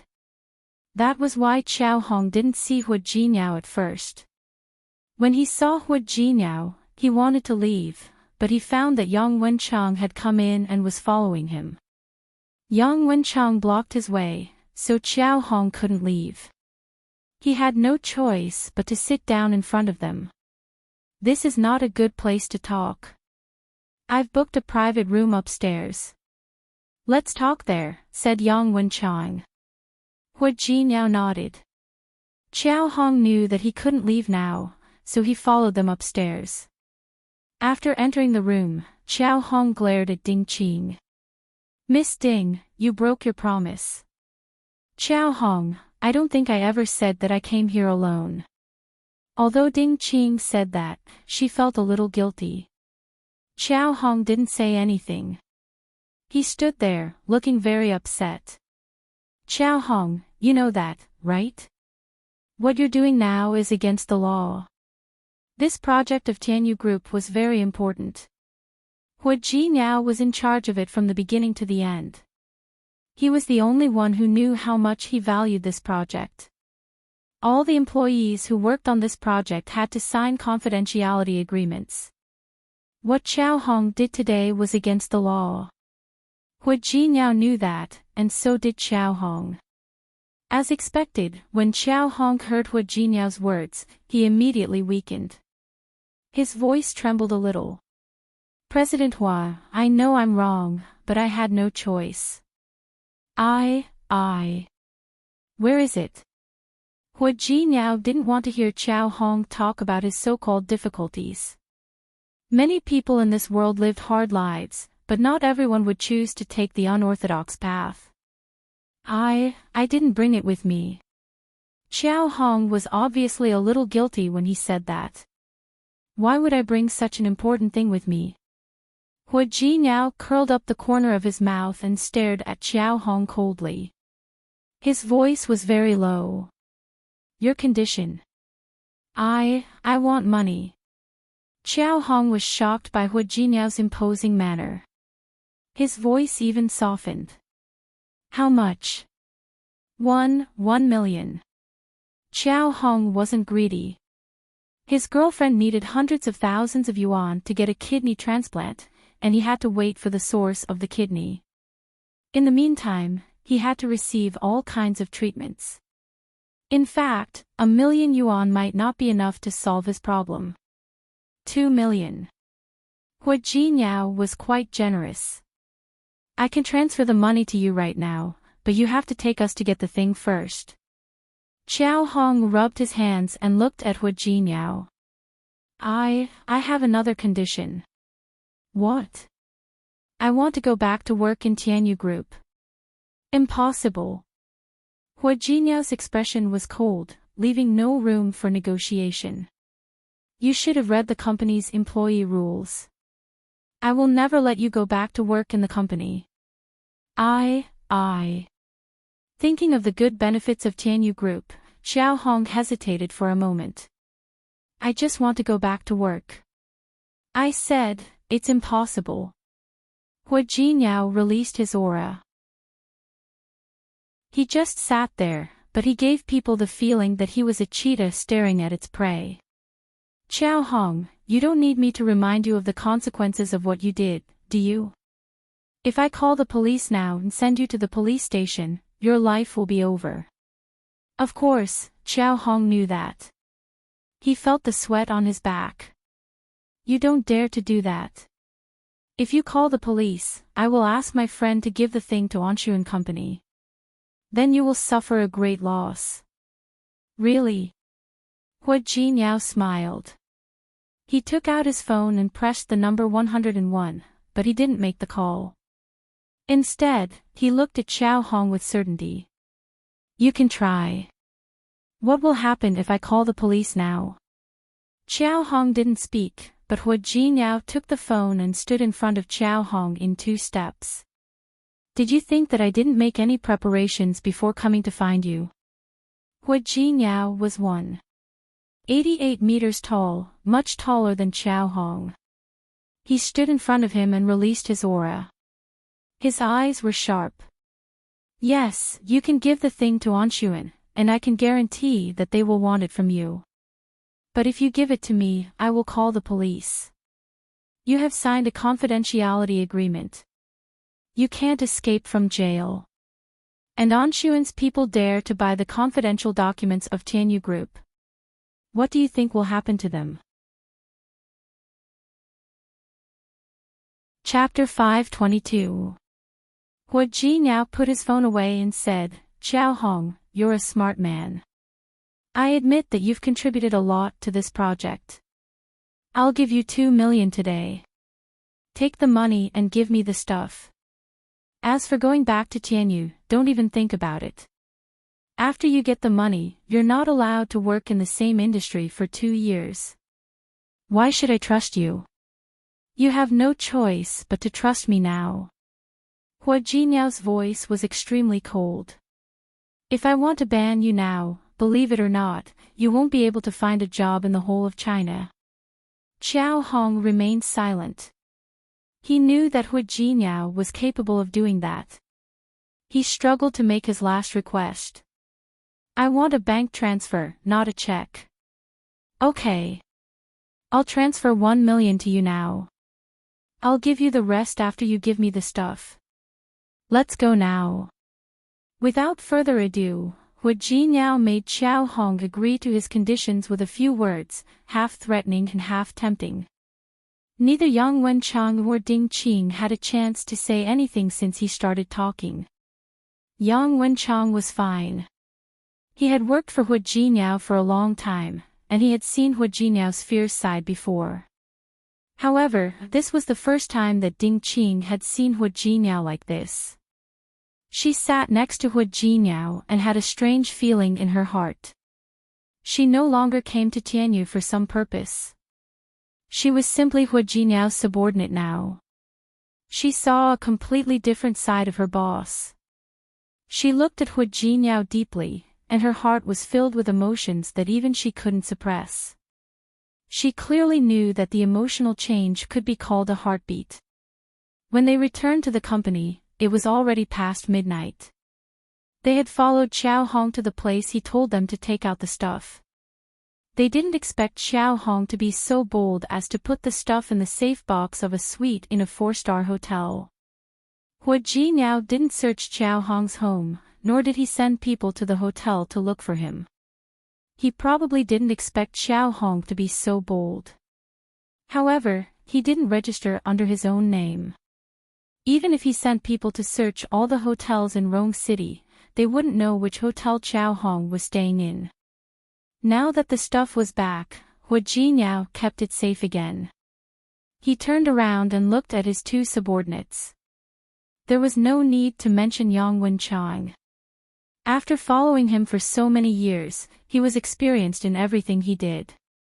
He knew what he was thinking the most. Whatever it was, it had already been done before the order had been given. As for Ding Qing, although she hadn't been here for long, she had been doing well in the past few days. You've all worked hard today. Go back and rest early. Hua Jinyao rubbed the space between his eyebrows. He felt that things had been solved too easily. Xiao Hong's compromise was within his expectations. He had already blocked all of Xiao Hong's escape routes. 2 million was nothing to him. But to him, this matter had been solved too easily, and it felt surreal. Yang Wenchang stood there, not in a hurry to leave. Hua Jinyao glanced at him, then turned to look at Ding Qing. Secretary Ding, you can go back and rest first. All right. Ding Qing knew that Yang Wenchang had something to say, so she didn't linger. She lowered her head and quickly left. However, after she left, she did not leave immediately. Closing the door, she pressed her ear against the door. The soundproofing in Hua Jinyao's office was so good that she couldn't hear anything. In the end, she had no choice but to leave. In the office, Yang Wenchang sat across from Hua Jinyao. Neither of them had rested well for the past few days, and neither of them looked well. President Hua, I have a feeling that something is wrong with this matter. Tell me about it. Hua Jinyao had the same feeling, but he also wanted to hear Yang Wenchang's opinion. I just feel that it's too simple. Yang Wenchang didn't believe that Xiao Hong had gone through all this trouble just for 2 million. They both knew the value of this document. More importantly, if Xiao Hong had really sold it to a rival company, even if they went to court and sued the rival company, Tianyu Group would still suffer a great loss. Also, it's too easy to solve. Today, Xiao Hong had agreed to the terms without much struggle. On the surface, it seemed that he had done so under Hua Jinyao's pressure, but in fact, it felt weird. Hua Jinyao looked at Yang Wenchang. Yang Wenchang was indeed his most valued assistant. Go and find out who Xiao Hong has been in contact with before. Or, apart from the 2 million I gave him, if there was any other unknown income in his bank account. It doesn't have to be the bank account. There are other accounts as well. Check them all. Yes. Yang Wenchang nodded and turned to leave. Hua Jinyao stopped him. You don't have to do it now. It's the same tomorrow. One more thing. Not only do we have to investigate him, but we also have to investigate his family. Xiao Hong wasn't stupid. He might not use his own account to do something like that.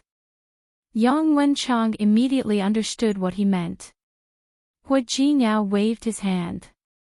All right, go back to sleep. Don't come tomorrow morning. Have a good rest at home. Looking into Hua Jinyao's tired eyes, Yang Wenchang knew that he was the most tired one. President Hua. I don't need to rest tomorrow. You, on the other hand, have a tough battle to fight tomorrow. Don't worry. I know. Hua Jinyao sat up straight. His eyes were sharp. Those people want to see me make a fool of myself. I'll make a fool of myself first. Yang Wenchang lowered his eyes. Only then did he feel relieved. He quickly walked out. Hua Jinyao stayed in the office. He didn't rush home. He was still thinking about all the problems he had encountered during this period of time. Then, he connected the dots one by one and found the key point.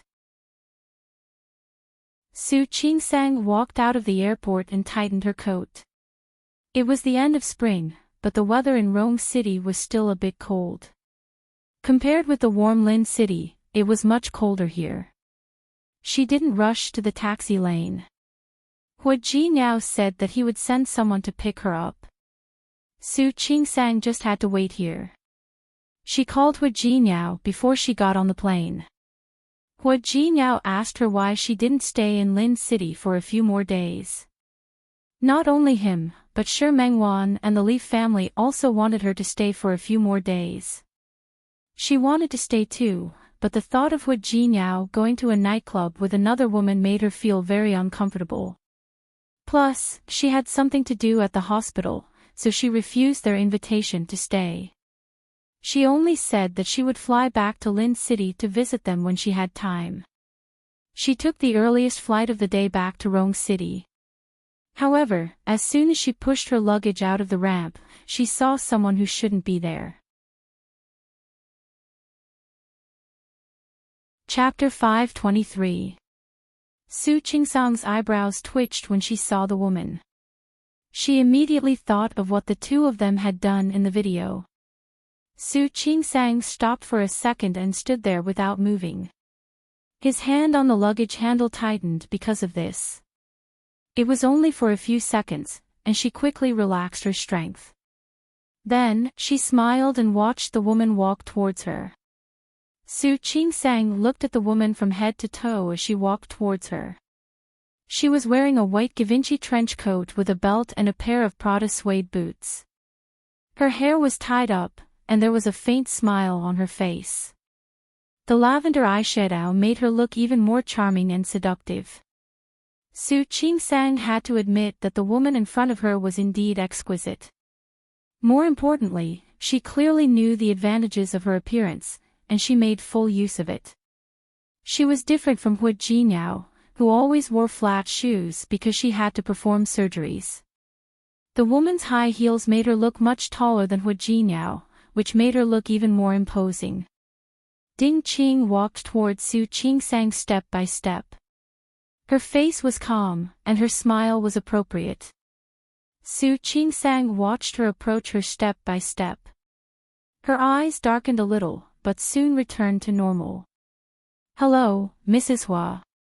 Ding Qing walked up to Su Qingsang and said, "I'm Ding Qing, President Hua's secretary. President Hua asked me to pick you up." In fact, Hua Jinyao had a meeting in the morning, and he had arranged for Yang Wenchang to pick him up. However, Ding Qing happened to overhear it.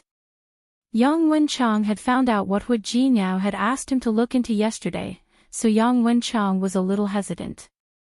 Ding Qing offered to pick Su Qingsang up. "I met Mrs. Hua when she came to the company. I know her. Don't worry. I will bring Mrs. Hua back safely." Okay. Hua Jinyao had witnessed Ding Qing's abilities recently, so he didn't think too much about it and agreed to let her pick Hua Jinyao up. Now, she stood in front of Su Qingsang, with a faint smile on her face. Her red lips were delicate, and she reached out her hand to Su Qingsang. Her hands were different from the paleness of her palms, which were caused by the disinfectant she had been using all the time in the lab or on the operating table in the hospital. Her slender fingers were painted with crimson nail polish, and there were even beautiful flower patterns drawn on them. Su Qingsang glanced at the man's hand and met his eyes. He was still calm, as if the provocation in the eyes of the person who said those words to her last time was just an illusion. "Hello, Mrs. Hua." She didn't reach out her hand for the first time, but Ding Qing was very polite. She reached out her hand a little bit more. "I'm Ding Qing. President Hua asked me to pick you up." Su Qingsang looked at Ding Qing's hand, then finally took it. It was soft. She held it for a moment, then let it go. "Where is Hua Jinyao?" President Hua has an important meeting, so he can't leave. While speaking, Ding Qing took a step forward and was about to pull Su Qingsang's luggage. Mr. Yang is very busy, too.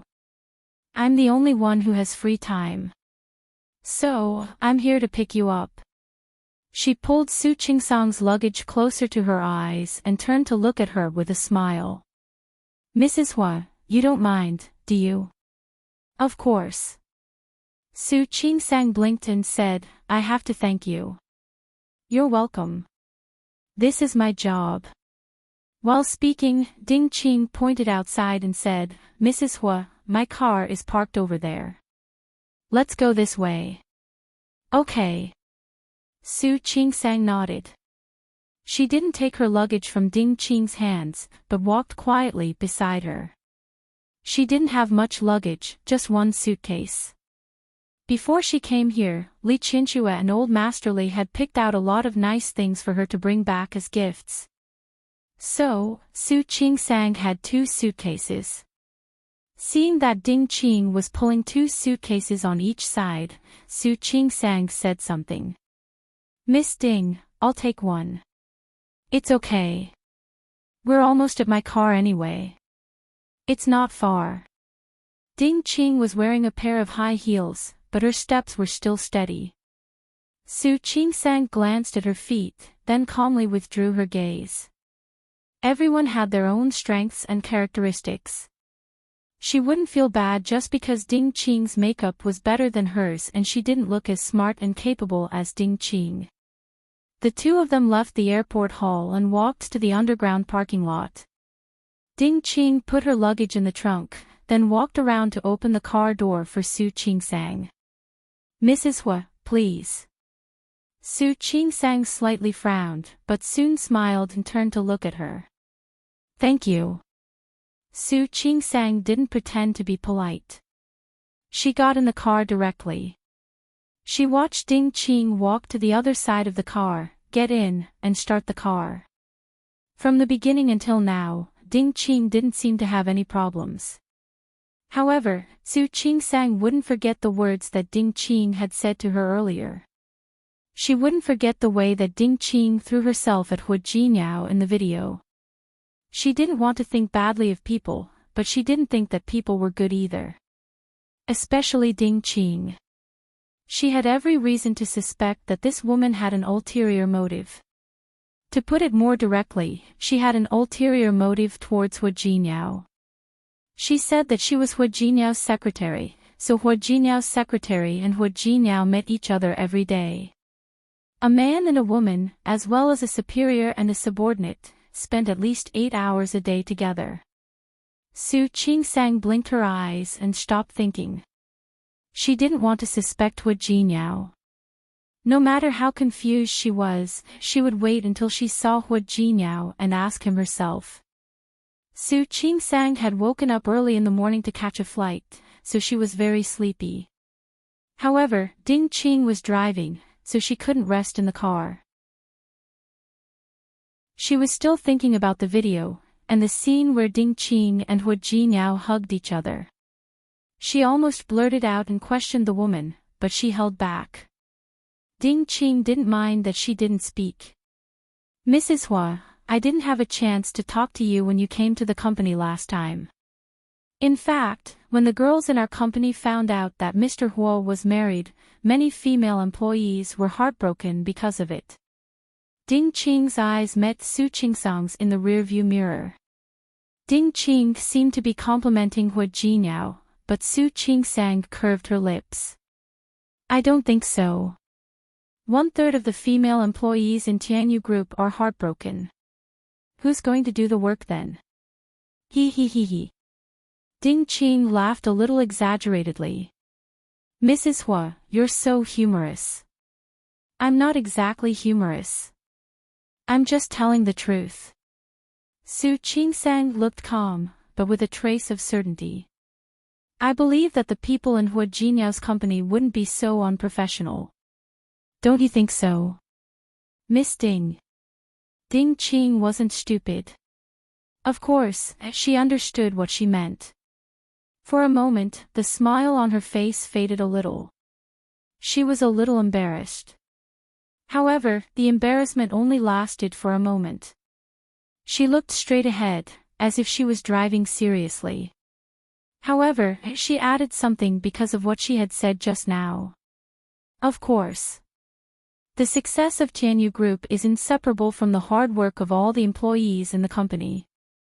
Su Qingsang nodded as if she agreed with Ding Qing. I think so too. So, I don't think that the female employees will be heartbroken because of Hu Jinyao's marriage. Or, do you think that everyone else is heartbroken because of Hu Jinyao's marriage? Mrs. Hua, you really like to joke. Ding Qing didn't expect that Su Qingsang would give her another soft rebuff. I'm not among the female employees who are heartbroken because of President Hua. After all, I have a boyfriend. As for why you know about the other female employees, Mrs. Hua, I can understand. As the company grows, there will always be more people who gossip. Yes. I believe you. Wherever there are people, there will be gossip. But I believe in Hu Jinyao's employees more than I do. If Hu Jinyao can't even handle such a small matter, and his employees lose their jobs because of his marriage, Hu Jinyao doesn't need to be the president anymore. Don't you think so? Ding Qing stopped talking. This was the first time she had a face-to-face confrontation with Su Qingsang. She had thought that Hu Jinyao was just a soft rabbit, but now she found out that she was a hedgehog. You're right, Mrs. Hua. President Hua is very capable and resourceful. I also believe that under his leadership, our employees will be able to follow Tianyu Group to a higher level. Miss Ding.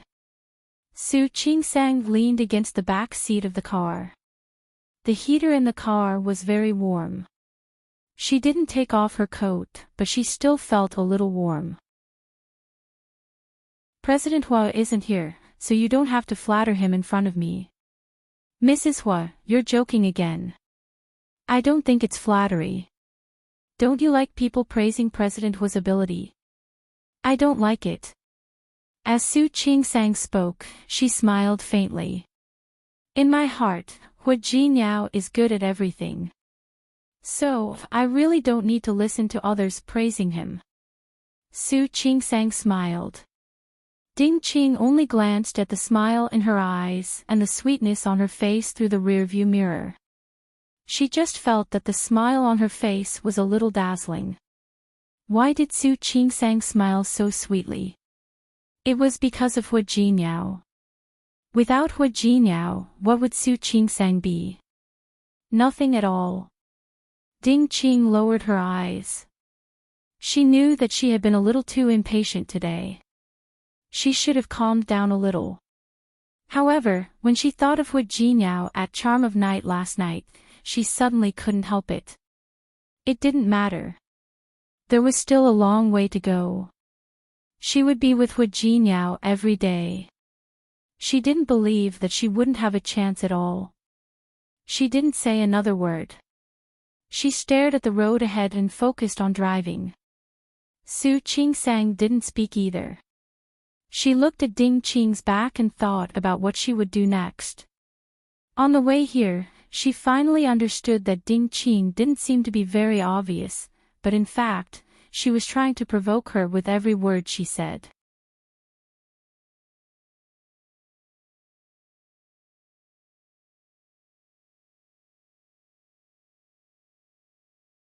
The call went through, but no one answered. Su Qingsang wasn't in a hurry and let the phone keep ringing. About a minute later, the call ended. The look on Ding Qing's face didn't change. Only she knew that there was an almost imperceptible trace of relief in her eyes. The corners of Su Qingsang's mouth curled up slightly, and she pressed the call button again. It was a nice day in Rome City, and Su Qingsang's flight was early. It was almost noon now. The sunlight outside was refracted through the car window, making Su Qingsang's face look especially fair, with a faint layer of light. The call finally went through. The look on Su Qingsang's face suddenly changed. It wasn't as sharp as before, but slightly gentle. Ding Qing was also looking at her. Naturally, she didn't miss the change in Su Qingsang's eyes. She pursed her lips slightly, but she disguised it very well. "Qingsang, you're here." It was Hua Jinyao's voice. He seemed to still be in a meeting, because Su Qingsang could hear the sound of him arranging documents and someone typing on the keyboard on the other end. "Yeah. It's almost noon. Are you still busy?" Su Qingsang kept looking at Ding Qing while talking. "Yeah." Hua Jinyao nodded, glanced at Yang Wenchang, and signaled him to go out first. "I'll send someone to pick you up." "Did you get it? Are you home now?" They had just finished a meeting, and he went to the bathroom. When he came out, his phone was ringing. "I got it. I just want to ask, do you have a house in Minghua Xindu?" Minghua Xindu. Su Qingsang's words confused Hua Jinyao. "Yeah. I have too. This building was developed by Tianyu Group. That's why I kept two." "What's wrong? Why are you asking me this?" "No. I just passed by here and found the environment here nice." Su Qingsang noticed that when Hua Jinyao said that he had a house here, Ding Qing's lips curved up. Although it was only for a short while, she saw it clearly. She didn't ask the main point as she thought she would. "The environment is nice, but not as good as where we live now. Another thing is that it's a bit far from where I work. If you like it, I'll have someone clean it up next time, and you can live there." "You said you have two houses." "Yeah. I wanted to live in one house by myself, so I renovated it. Later, I didn't want to live there anymore, so I arranged for Wenchang to rent it out. The other one hasn't been renovated, so it's not suitable for you to live in. If you like it, I'll have someone decorate it. You can decorate it the way you want." "No need. Our house is pretty good. I don't plan to move." Su Qingsang added, "I can't live in the house my mother bought for me yet. But you can continue to renovate it and rent it out." "I don't have time for that." Hua Jinyao was very busy. He really didn't have time for such trivial things. Mohan wanted it before, but his company moved, so he kept it. Su Qingsang didn't ask further. She already knew what she wanted to know. Seeing that Ding Qing's expression didn't change, she felt that this woman was quite impressive. "Haven't you eaten yet?" "No. Wenchang ordered food. It'll be sent up later." Hua Jinyao glanced at the time. "Have you eaten yet?" "No. I told Mizu before I came. She's ready. I'll eat when I get home later." "That's good." Hua Jinyao nodded. Suddenly, he thought of something. "Aren't you home yet?" "That shouldn't be. Normally, she should be home already." "No." Su Qingsang looked at Ding Qing and raised her eyebrows. "Miss Ding, you don't seem to know the way. You drove to the wrong place." Hua Jinyao knitted his eyebrows. "Really?" "Yeah." Su Qingsang said with a smile. Ding Qing's expression finally changed. "Maybe it's too hard to find our house." Chapter 525. Su Qingsang had been on speakerphone when she was on the phone. She was looking at Ding Qing now.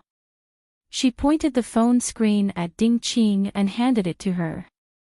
Ding Qing didn't expect Su Qingsang to be so unpredictable. Because of Su Qingsang's sudden action, she didn't know what to say. This was the first time that all of her intelligence had been rendered useless. "Secretary Ding." Hua Jinyao's voice was a little cold. "Where are you now?" "Yes, I'm in Minghua Xindu." Ding Qing had been very confident in front of Hu Jinyao lately. Even though she had felt a little guilty and blamed herself for what had happened to Qiao Hong in front of him before. But it still couldn't hide her shrewdness and capability. Minghua Xindu. Hu Jinyao raised his eyebrows slightly. Secretary Ding, shouldn't Minghua Xindu and the Imperial Court be in different directions? Before Ding Qing went to pick him up, he asked Yang Wenchang to tell Ding Qing the address. Why did Ding Qing bring him to Minghua Xin? No wonder Su Qingsang asked him about the house in Minghua Xindu. President Hua, I don't want to listen to your explanation now. I will give you 15 minutes to send my wife back to the Imperial Dynasty and then go back to the company. His tone was cold and impolite. The phone was on speaker mode, and Su Qingsang was sitting next to him. For a moment, Ding Qing felt that her face was burning. She sat there, her body slightly trembling. She didn't expect to face such a situation. President Hua, give the phone to my wife. Hua Jinyao's voice was still cold. He didn't plan to give Ding Qing face at all. Su Qingsang calmly took the phone out of Ding Qing's hand. This time, she turned on the speakerphone and put the phone back to her ear. Jinyao. Sorry. Hu Jinyao didn't need to know what was going on with Ding Qing. No matter what, he wouldn't be happy. Ding Qing will drive you home right away. Go back and rest well. All right. Su Qingsang watched Ding Qing turn around to start the car in a daze. She smiled and said, you should go have dinner too. Work is endless. Don't tire yourself out. I know. Her concern softened Hu Jinyao's expression. After all, Ding Qing was there, so Su Qingsang didn't say anything else. After hanging up, she looked at Ding Qing. Ding Qing's face was stiff, but she didn't start the car right away. Instead, she looked at her again, judging her. The way Ding Qing looked at her made Su Qingsang very uncomfortable, so she didn't want to be nice to Ding Qing. Secretary Ding, aren't you going to drive? Just now, Jinyao seemed to have asked you to send me home as fast as possible, right? Mrs. Hua, don't worry. I'll deliver it now. Ding Qing took a deep look at her, then turned around, started the car, and sped towards the Imperial Court. Su Qingsang sat in the back seat and didn't say a word. She still looked calm, as if the phone call and Ding Qing's provocation didn't affect her at all. Ding Qing happened to see the look on Su Qingsang's face in the rearview mirror. She clenched the steering wheel tightly. For a moment, she really wanted to stop the car, turn around, and slap the smile off Su Qingsang's face. It was just that she held back. Seeing that the navigation had pointed to the destination, her mind turned quickly. She didn't want to admit defeat, at least not like this. Half an hour later, the car stopped at the entrance of the Imperial Court apartments. Su Qingsang reached for the car door. This time, she didn't need Ding Qing to open the car door for her. However, before she pushed the car door open, Ding Qing suddenly turned around and looked at her. The look on her face was much calmer than before. Mrs. Hua, do you think you've won? Ding Qing looked at Su Qingsang with determination. We're not competing. Who cares about winning or losing? Su Qingsang felt that she was really patient today. She had been talking nonsense with Ding Qing. If you say so, then so be it. However, I feel that you will lose sooner or later. Mrs. Hua, do you know why? Asked Ding Qing with a faint smile on her face. Su Qingsang didn't answer, and Ding Qing didn't need an answer. President Hua clearly asked me to drive him here that day, but he's suddenly so unhappy today. I admit, I was a little impatient. But if you're not guilty, why are you so angry? To put it bluntly, he's angry because I don't know what's important. I'm also using this to cover up his guilty conscience. Speaking of this, Ding Qing suddenly smiled and said, Mrs. Hua, do you still think that you haven't lost? Su Qingsang's expression didn't change. She just looked at Ding Qing, who was smiling and provoking her. She curled up the corners of her mouth and put on a smile that was even brighter than Ding Qing's. Lost? What do you mean by lost? Hua Ji now asked you to drive him home. That's called losing. Mrs. Hua, why do you have to lie? President Hua and I were alone. I drove him home, and then we went upstairs. He got drunk again. What do you think will happen? Su Qingsang looked at her with the same smile on her face. What are you trying to imply? That Hua Ji now got drunk and had sex with you. Or that you took the initiative to hook up with him, and then Hua Ji now took advantage of the fact that he was drunk. Did you do it? Are you sure? Ding Qing moved her lips. She was very sure that if she dared to say that Hua Ji now did it with her, this woman would immediately call Hua Ji now to verify it. It's normal for a man to do something when he's drunk. Mrs. Hua, are you angry? She was hoping that Su Qingsang would be angry. It was a pity that Su Qingsang never played by the rules. She was destined to fail. Ding Qing, Secretary Ding, I think you should see a doctor. You, after all, it's not good for you to have delusions at such a young age. Mrs. Hua, do you think I'm lying to you? If you don't believe me, you can call President Hua. You can ask him if we spent the whole night together on Friday night. Of course, they spent the whole night together. However, they spent the whole night together in the company's office. Not only that, Yang Wenchang was with them. However, Ding Qing would never tell Hua Jinyao the truth. Even if Su Qingsang asked Hua Jinyao, she would get the same answer. Secretary Ding, you really don't have to lie to me. I also believe that you spent the whole night with Hua Jinyao. But there's something you don't know, right? What is it? Su Qingsang didn't want to waste any more time with this woman. She glanced at her coldly, with sympathy and sarcasm in her eyes. Then, she pushed the car door open and stepped out of the car. Every time Hua Jinyao gets drunk, he only sleeps. He doesn't do anything else. And more importantly, Su Qingsang didn't finish the second half of her sentence. She slammed the car door shut and walked to the back to get the luggage. Ding Qing didn't hear the last part of Su Qingsang's sentence. She got out of the car without hesitation. Seeing Su Qingsang take the 2 suitcases down, she reached out her hand to stop her from pulling the lever. What's the other thing?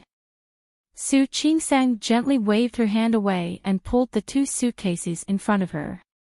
Seeing the anxious look on Ding Qing's face, she leaned forward a little and spoke in a low voice that only the 2 of them could hear. Hua Jinyao, he doesn't lift. You don't know that, do you? It was noon, and there were few people in the neighborhood. Su Qingsang wasn't afraid that people would hear her even if she spoke in a low voice. However, she said it in such a way. Seeing Ding Qing's stunned face, she chuckled and said, Miss Ding, if you want to lie next time, you'd better prepare a strategy. No, that's impossible. Ding Qing didn't believe a single word that Su Qingsang said. She didn't believe a single word that Su Qingsang said. Impossible? Then why don't you think about why Hua Jinyao would marry me, considering his family background? You've investigated my identity, haven't you? No matter whether Li Qianxue acknowledged her or not, she was still an illegitimate daughter of the Li family on the surface. Her identity hadn't been made public. Ding Qing was almost petrified. She stared at Su Qingsang with her eyes wide open, unable to digest what Su Qingsang had just said. Su Qingsang looked at her, her eyes full of sympathy and sarcasm. At last, she pulled the 2 suitcases into the apartment quickly. Ding Qing stood there for a long time. She didn't come to herself until a cold wind blew over.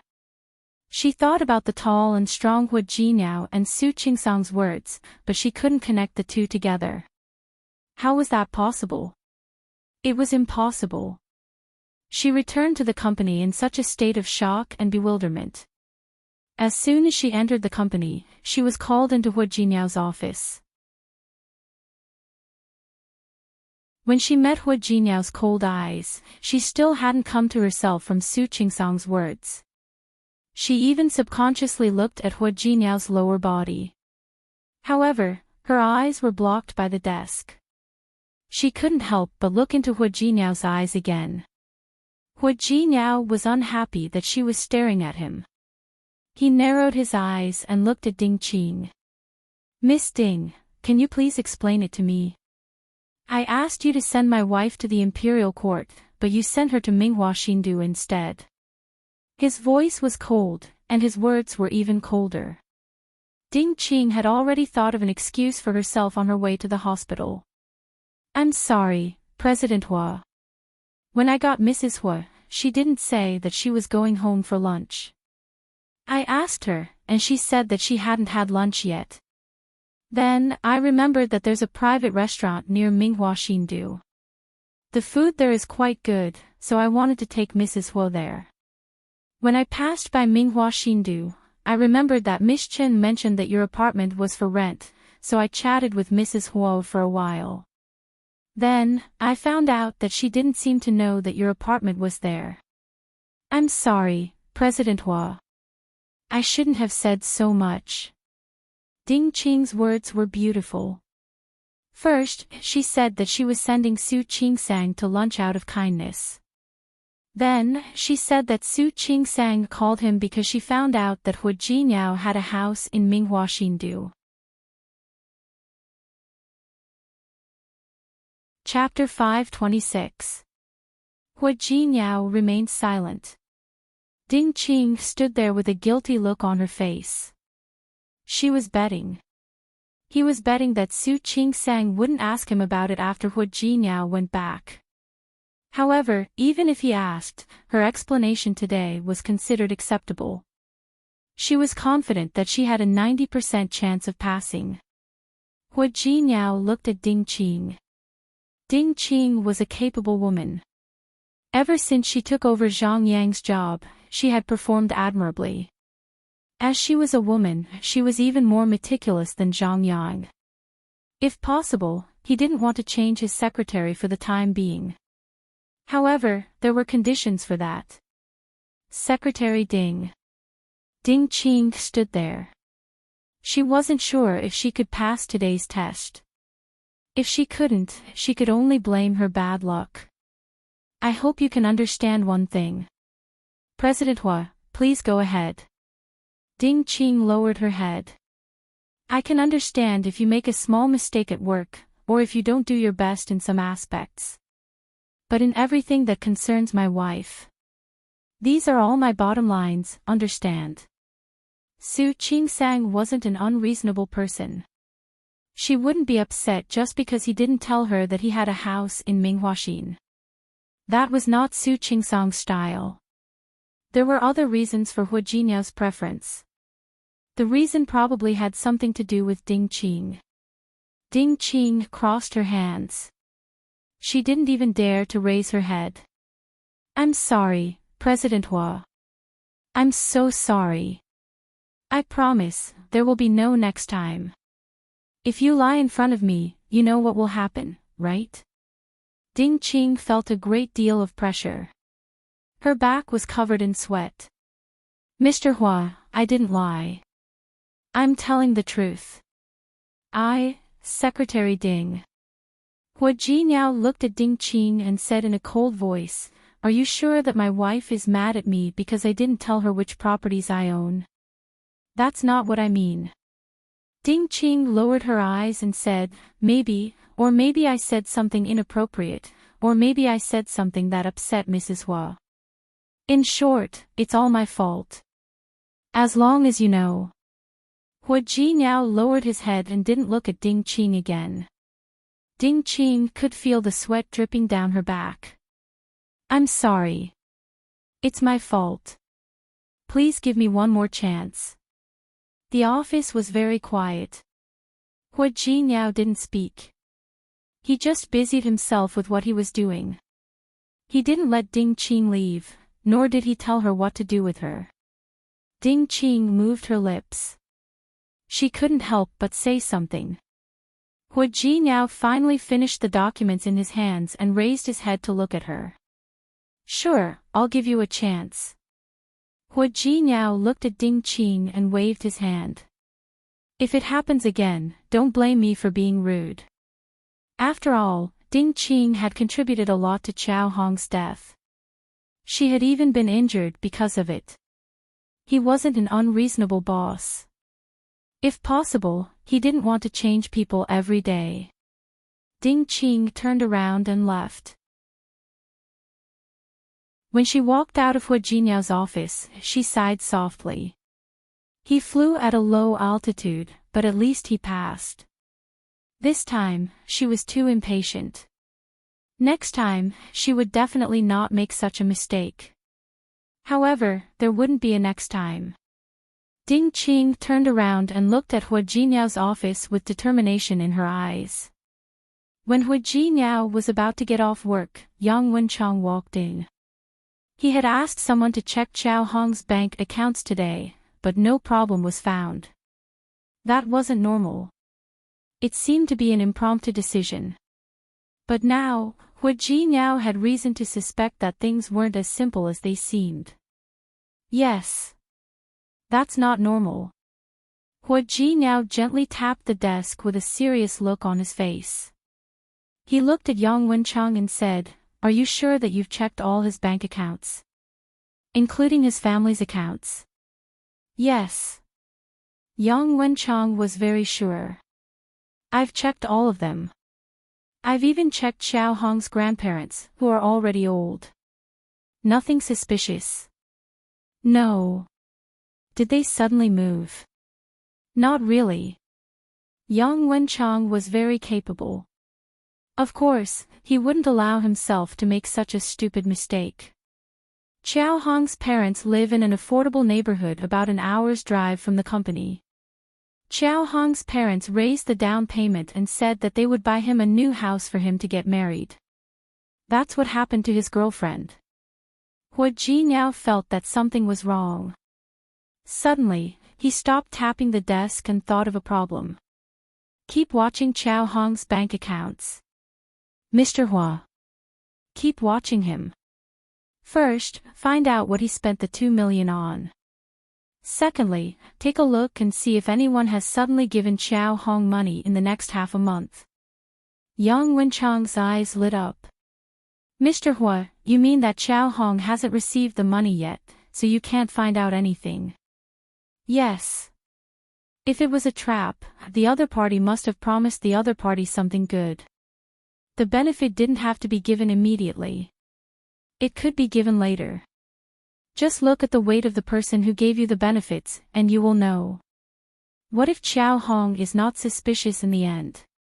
Then it can only mean that he did it on an impromptu decision. However, Hua Jinyao didn't believe it. Go. You've worked hard. Go home early today. Mr. Hua, the board meeting this morning, it's okay. I can handle it. Hui Yifan was indeed a little too proud recently. But it didn't matter. Let him be proud for a while.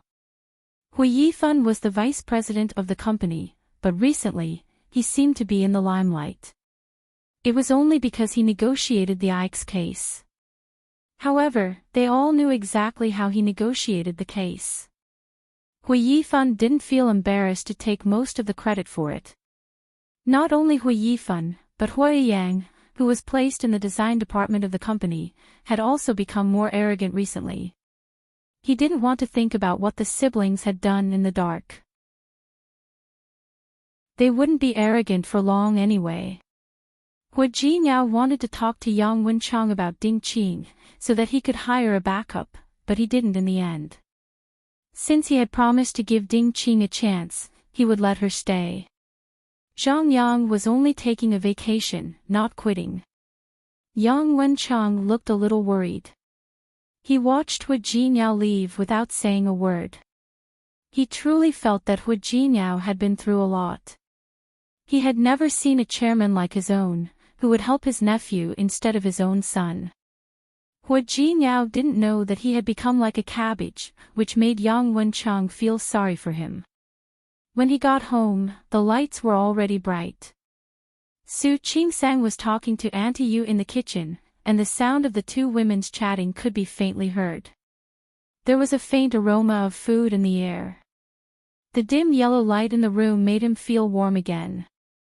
The warm feeling he had when he was in Lin City came again. He put down the car key, gently changed his shoes, and walked to the door of the kitchen. Ms. Yu was cooking, and Su Qingsang was helping her. Ms. Yu, just put some salt in the soup, right? Yes, Ms. Yu said with a smile. I didn't expect you to be so talented. When Mr. Tang comes back and finds out that you made this soup, he will love it. Who said I made it for him? Su Qingsang put the salt in the soup, tasted it, and said, I'm tired these days. Can't I make it for myself? Madam, I'm afraid that Mr. Tang will have to drink a few more bowls later.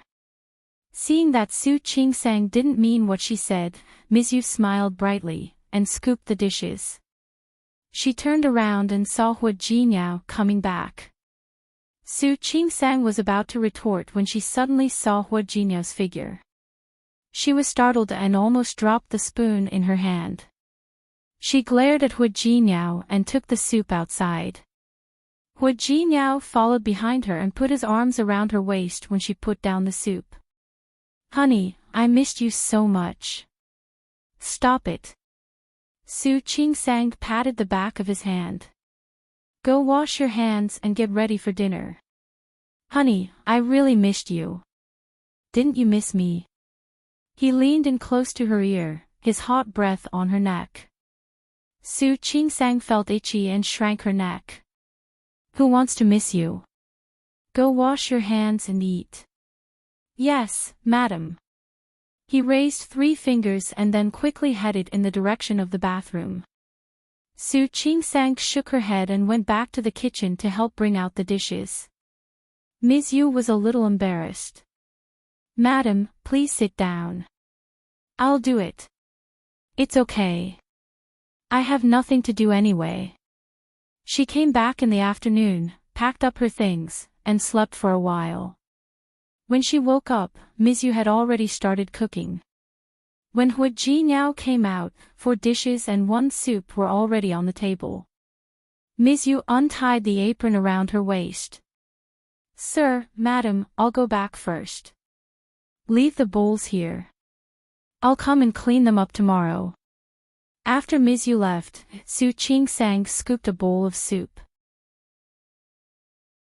Unexpectedly, she didn't put it in front of Hu Jinyao like before. Instead, she put it in front of herself. She picked up the bowl and smelled the aroma. It was delicious. She couldn't tell that she was really talented in cooking. Hu Jinyao saw that her attitude was different from usual and understood what was going on. He leaned over with a faint smile on his face. Honey, are you angry? I'm not angry. Su Qingsang took a sip of the soup. Yes. It tasted good. She could try something else next time. How could she not be angry? Then, wife, get me a bowl of soup. Don't you have hands? Su Qingsang glanced at him coldly.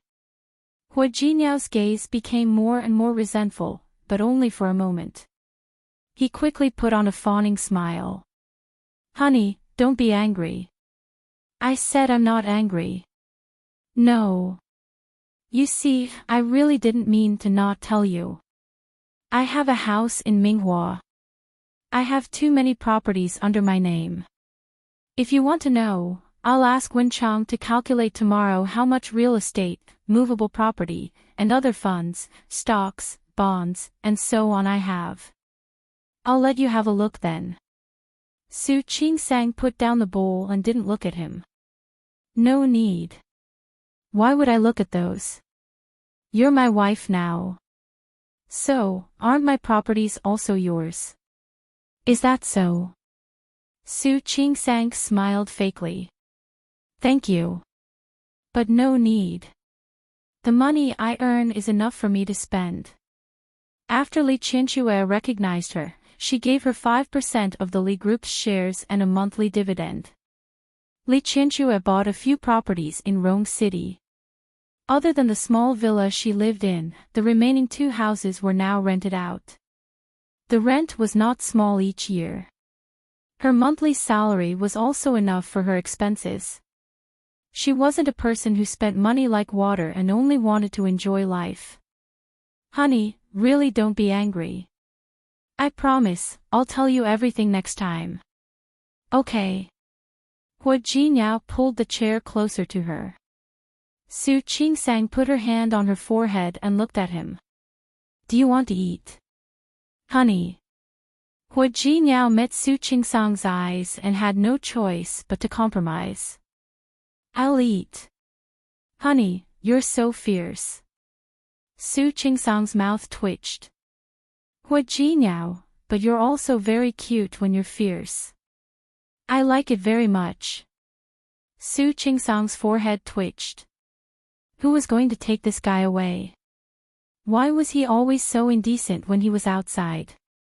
Why was he always so indecent in front of her? Hua Jinyao wanted to speak a few times, but Su Qingsang didn't look at him. She just ate quietly. Auntie Yu's cooking was quite good. At least, Su Qingsang had a good appetite.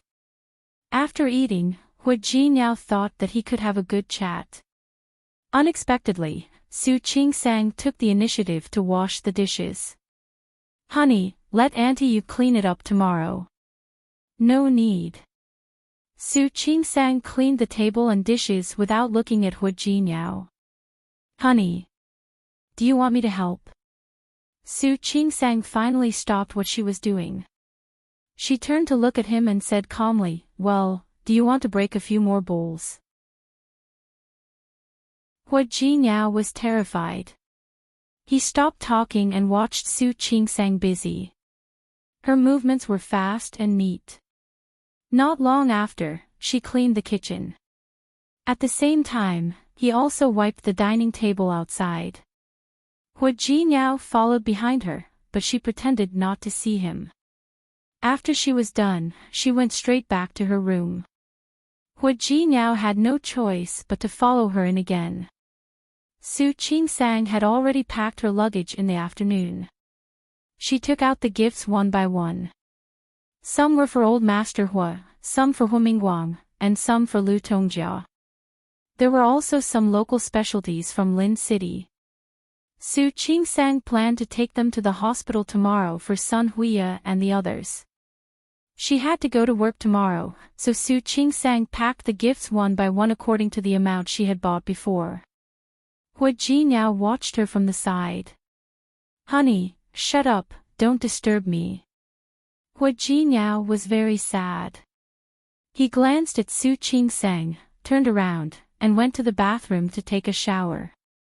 Su Qingsang wasn't afraid of Hua Jinyao's anger. In fact, she was angry. Even if she believed that there was nothing between Hua Jinyao and Ding Qing, Hua Jinyao was a married man. When a woman threw herself at him, he didn't push her away and even reached out with a look of enjoyment.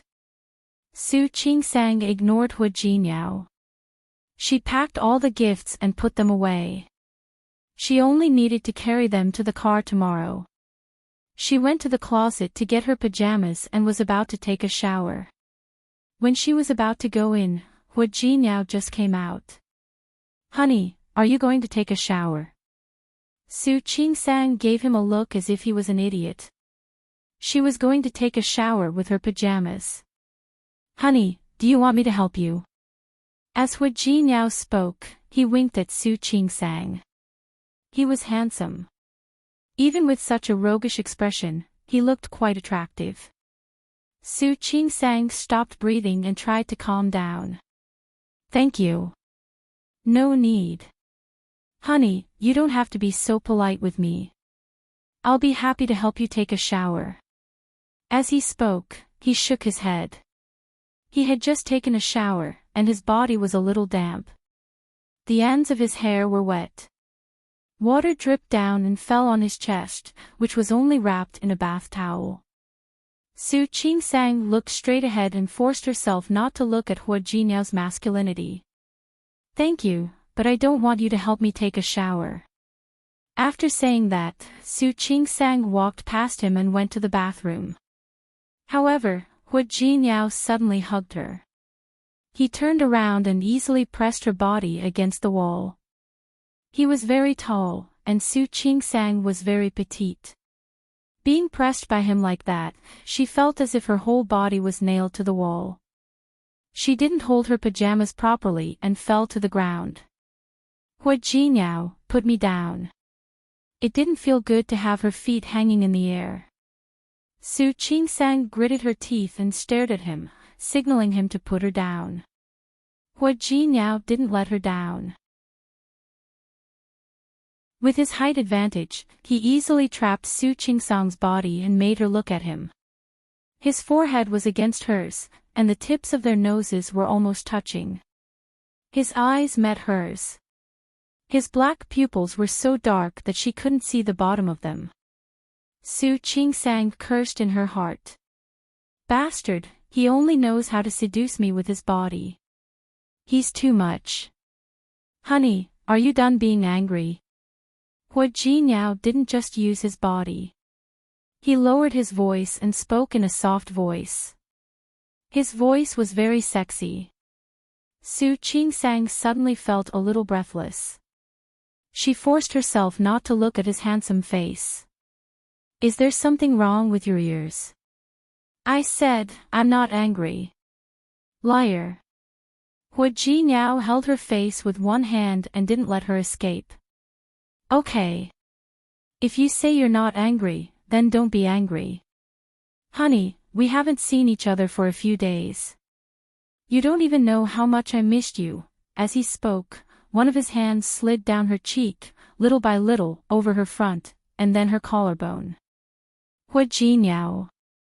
Su Qingsang didn't want to have sex with him now.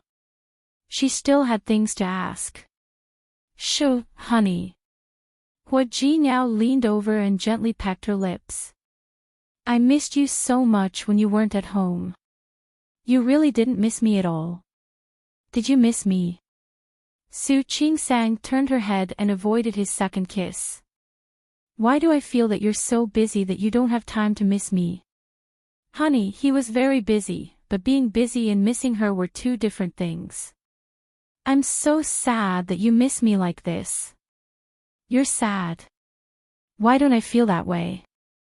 Su Qingsang raised her eyebrows slightly as she spoke.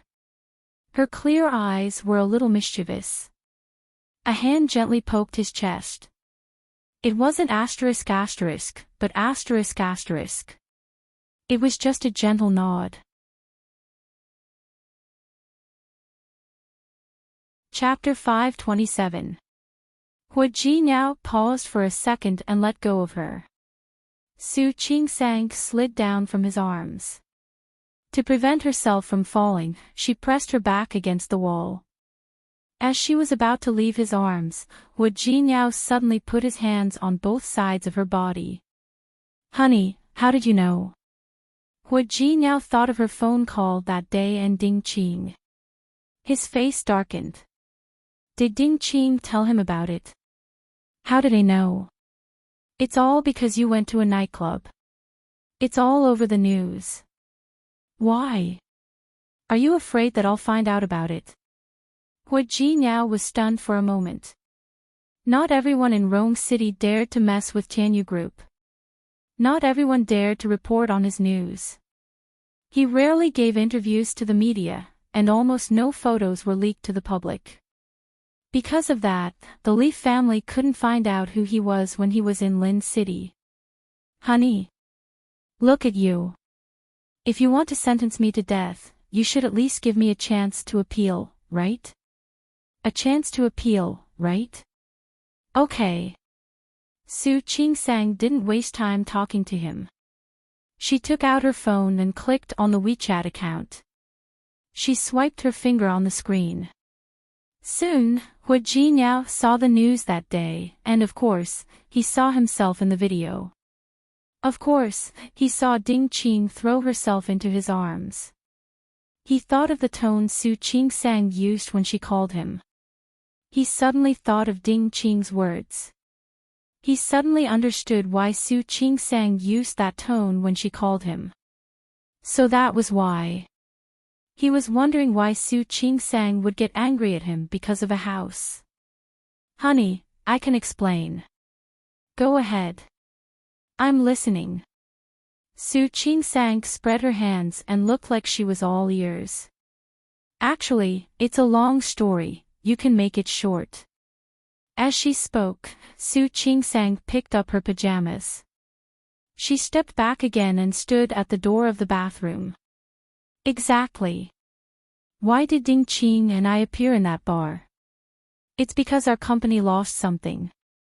Then, it fell into the hands of an employee. Because it was very important, I was in a hurry to get it back that day. She briefly explained what happened that day. Hu Jinyao didn't elaborate further. However, Su Qingsang sensed something different in his voice. You mean, you've got it back now? Yeah, I got it back. Seeing that she stopped asking about Ding Qing, Hu Jinyao sighed with relief. That was really an accident. Su Qingsang saw it. No wonder she was unhappy when Ding Qing went to pick her up. You said you spent 2 million. He said it casually, but Su Qingsang took it in. Yeah. Hu Jinyao looked at Su Qingsang nervously. Honey, you're not going to complain that I spent too much money, are you? Su Qingsang rolled her eyes at him. She didn't want to talk to him when he was so out of tune. She held the pajamas in her hands and fell into deep thought. Tianyu Group was such a big company, and its benefits were quite good. The employees had all signed confidentiality agreements, and the annual salary of the employees involved in this project was at least a few 100,000 yuan. Would the other party do such a thing for 2 million? Hu Jinyao, don't you think there's something wrong with this? What's wrong? Of course, Hu Jinyao did, but now he was interested in Su Qingsang's deduction. Su Qingsang told him about her inference and pointed out the unreasonable parts of it. So, he only needs to work for Tianyu Group for 2 or 3 years, or at most 3 or 4 years.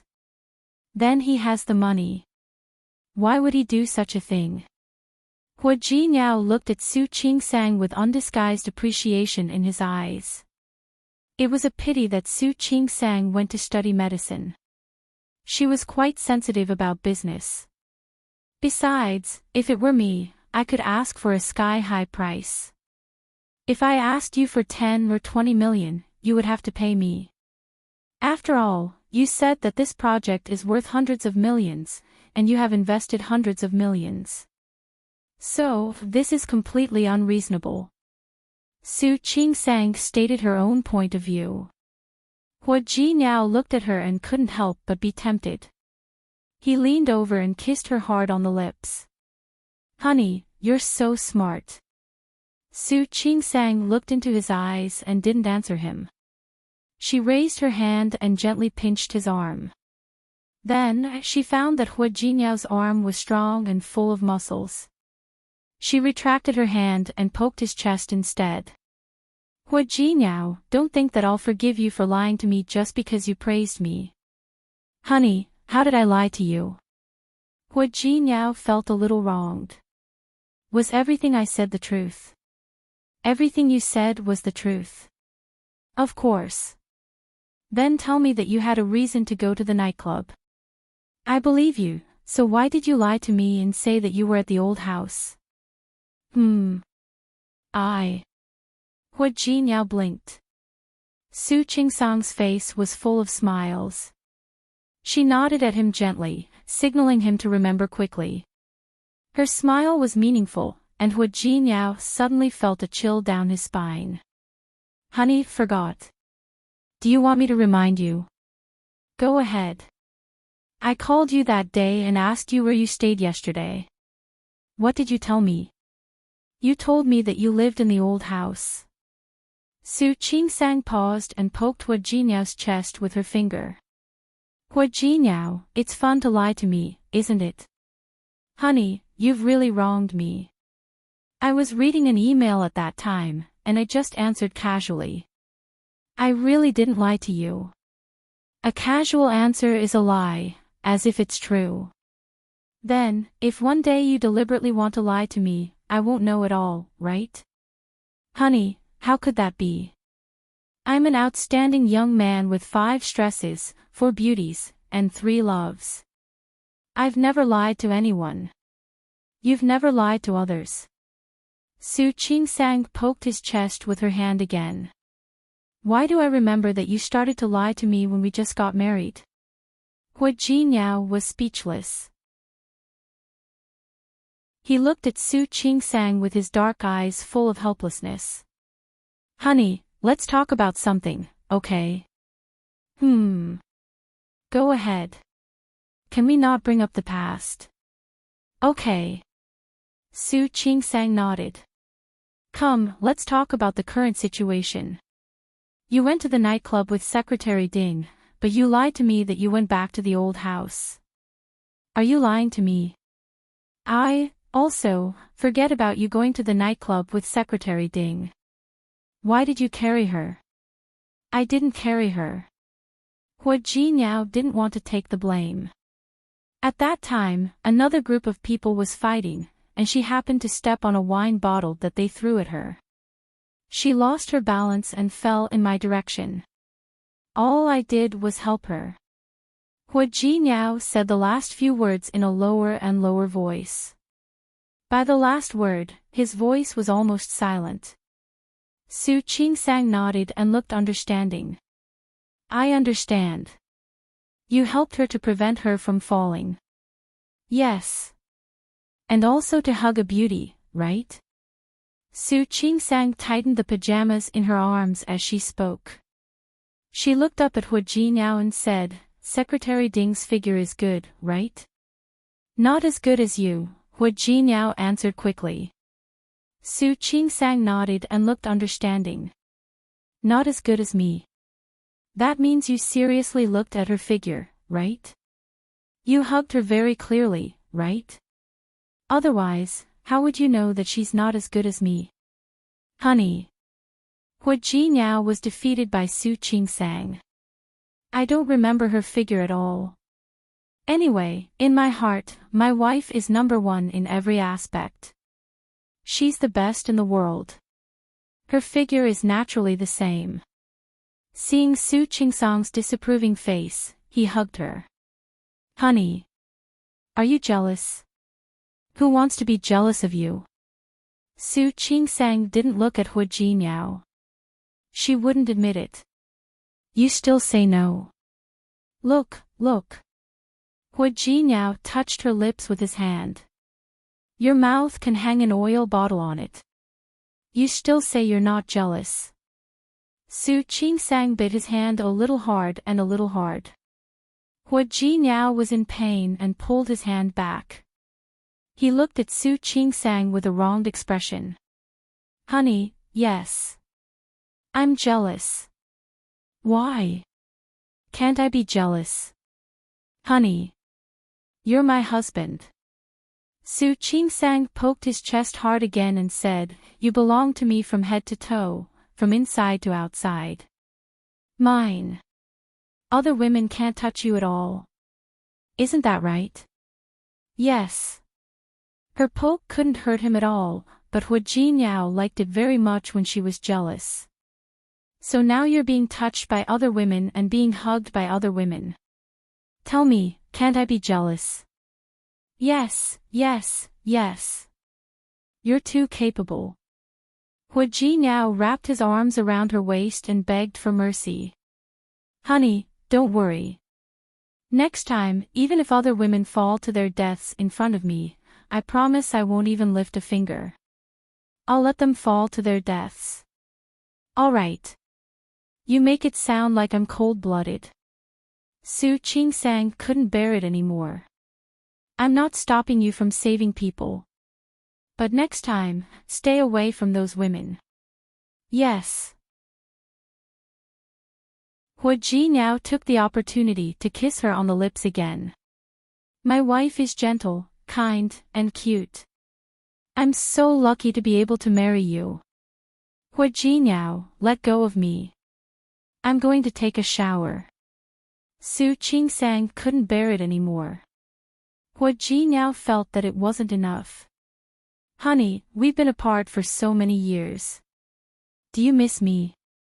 Seeing that she didn't answer, he wasn't in a hurry. He picked her up and walked towards the bed. Honey. Don't spend your time being jealous and talking about my past. Let's do something that will make each other happy. Isn't that good? Su Qingsang was defeated by him. He could even talk about such things in such a fresh and refined way. She had to give it to him.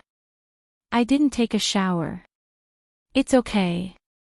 I'll take a shower later. As Hua Ji now spoke, he had already kissed her on the lips. Soon, the towel around his waist fell under the bed. The clothes that Su Qingsang was wearing had fallen under the bed at some point. When Su Qingsang was in a daze, she felt Hua Ji now leave her body. He got up from the bedside table to get the condom. She was momentarily dazed. Hua Ji now, honey, don't worry. It'll be quick. No, that wasn't what she wanted to ask. Ji now, I think it might be okay. Her voice was very low, like the sound of a mosquito. This time, when she went to Lin City, she got along very well with Li Qianxue. After untangling the knot in her heart, she suddenly felt that being a mother didn't seem to be something that she resisted so much. If she could have a child, thinking about it, it didn't seem so repulsive. This child wouldn't be an illegitimate child.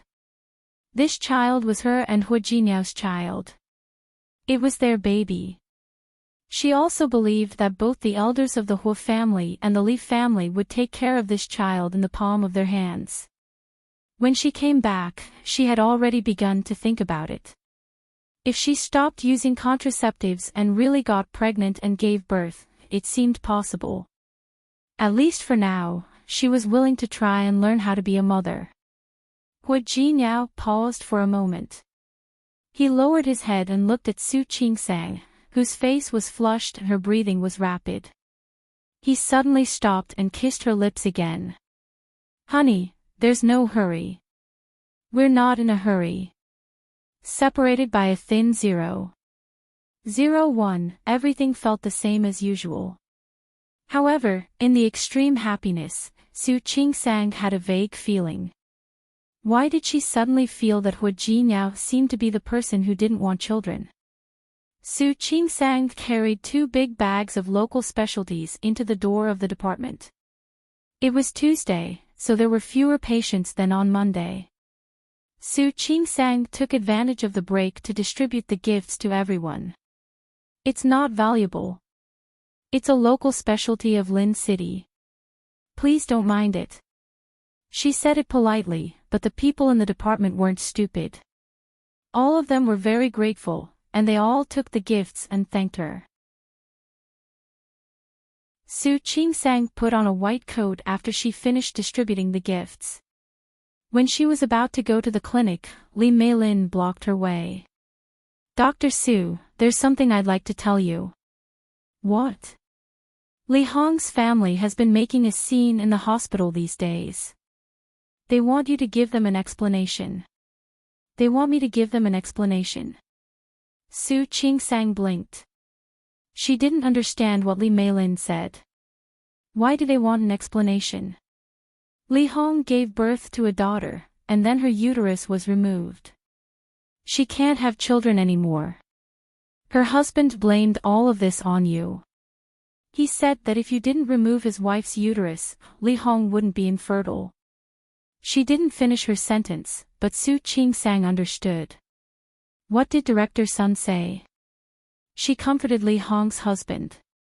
But he didn't listen to her. I don't know who told him that. He heard that you were the first doctor to see him, and that you treated Li Hong before. That's why he wanted to get even with you. Su Qing-sang nodded to show that she understood. All right, I got it.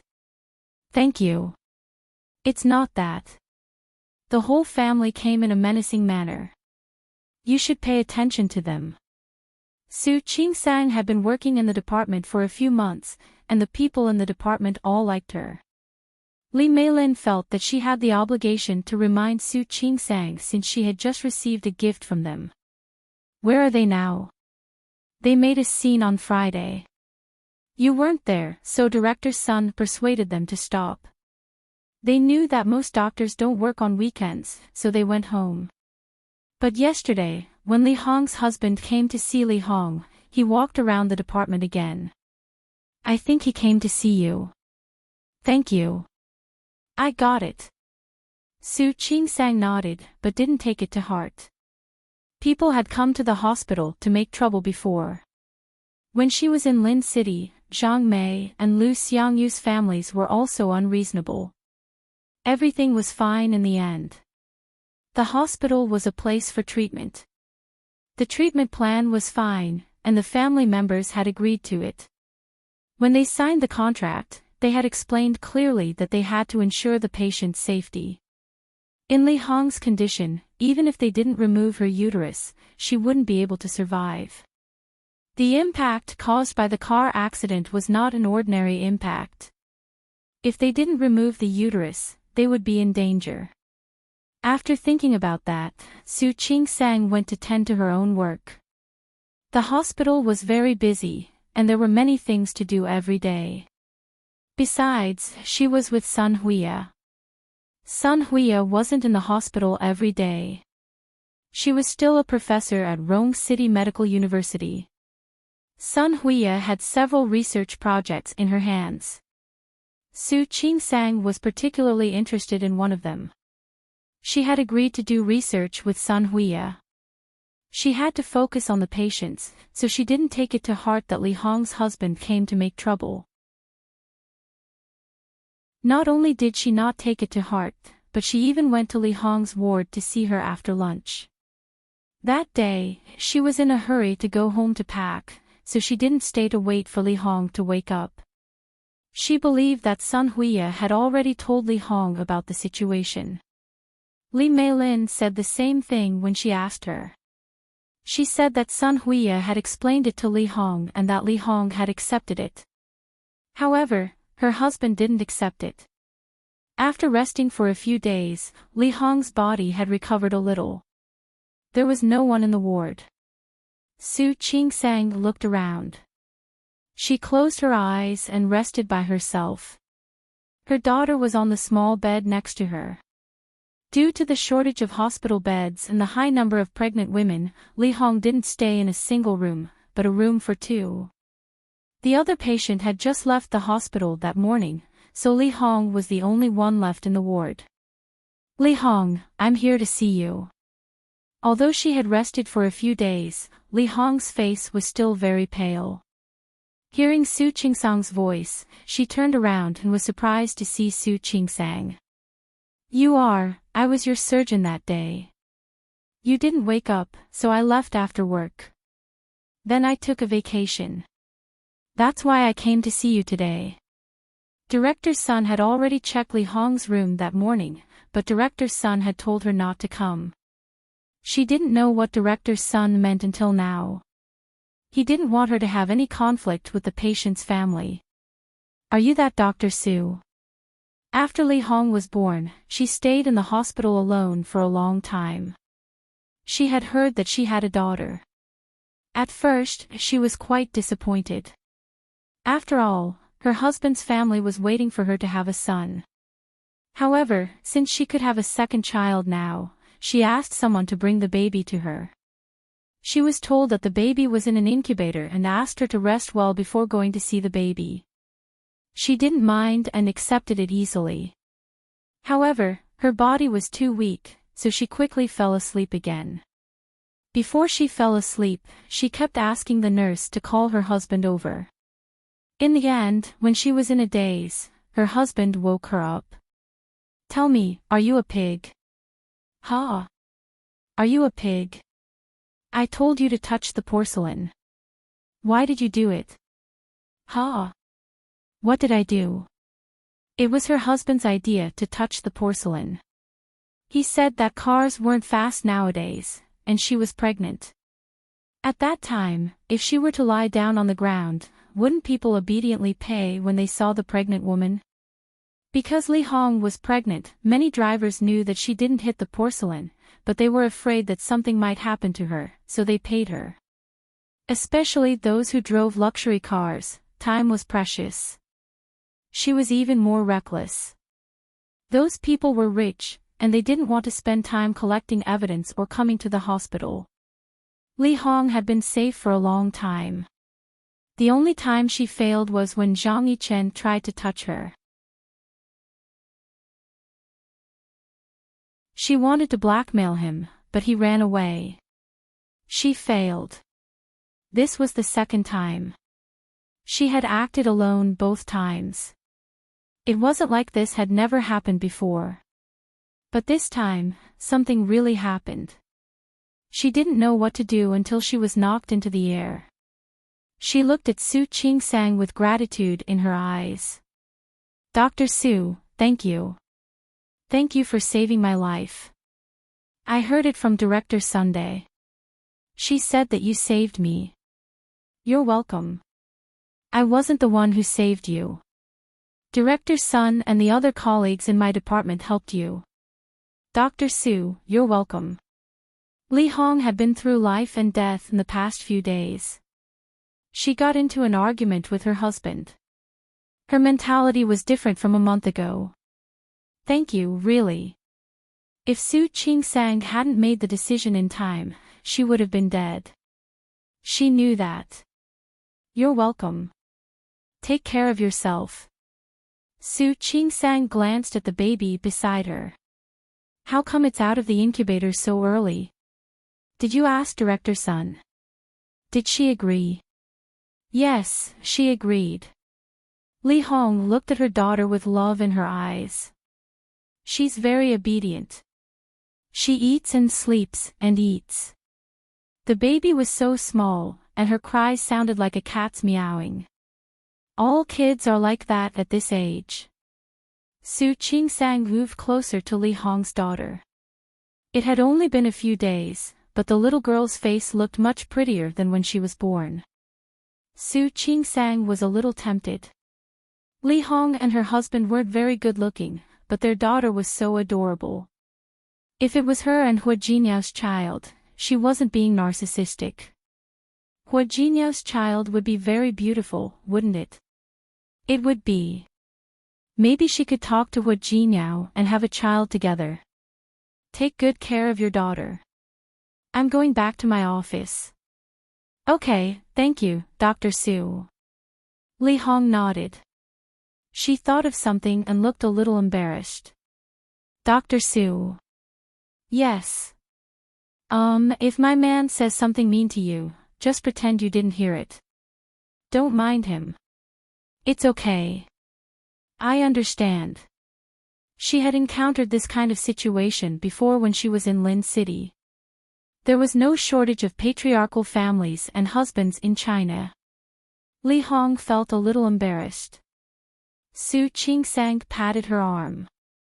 All right, go rest. I'm going to come and see you. I'm leaving. Su Qingsang turned around to leave, but she wasn't very lucky. She bumped into Li Hong's husband at the door. He was on his way to deliver food to Li Hong. He was stunned for a moment when he saw Su Qingsang in a white coat, but he quickly remembered who the woman in front of him was.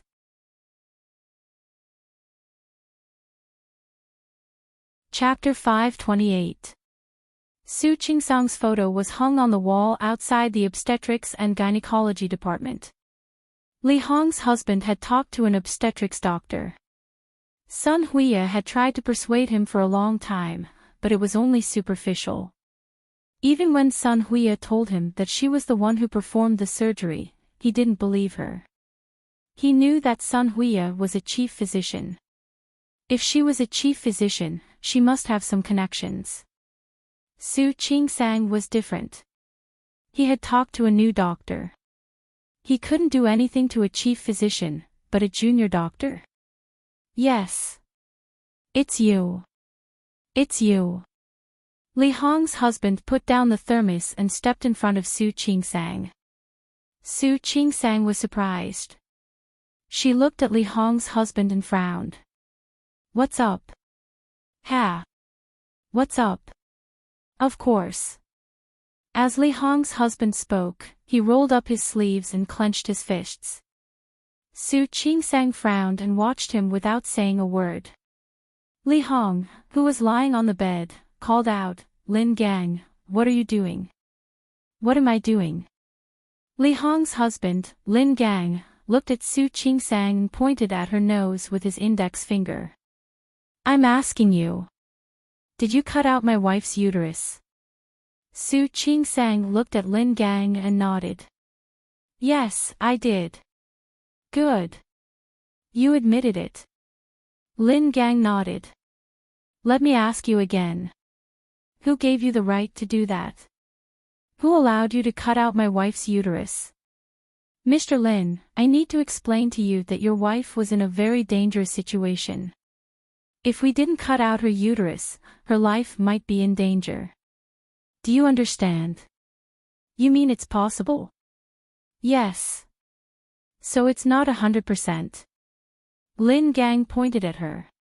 If it's not 100%, then who gave you the right to do that? Tell me. Because his hand almost touched the tip of her nose, Su Qingsang took a step back and said, Mr. Lin, calm down. I said it's possible because we doctors don't always say everything. But your wife's condition. Enough. I don't want to hear it. Lin Gang took another step forward. I'm telling you. You cut out my wife's uterus.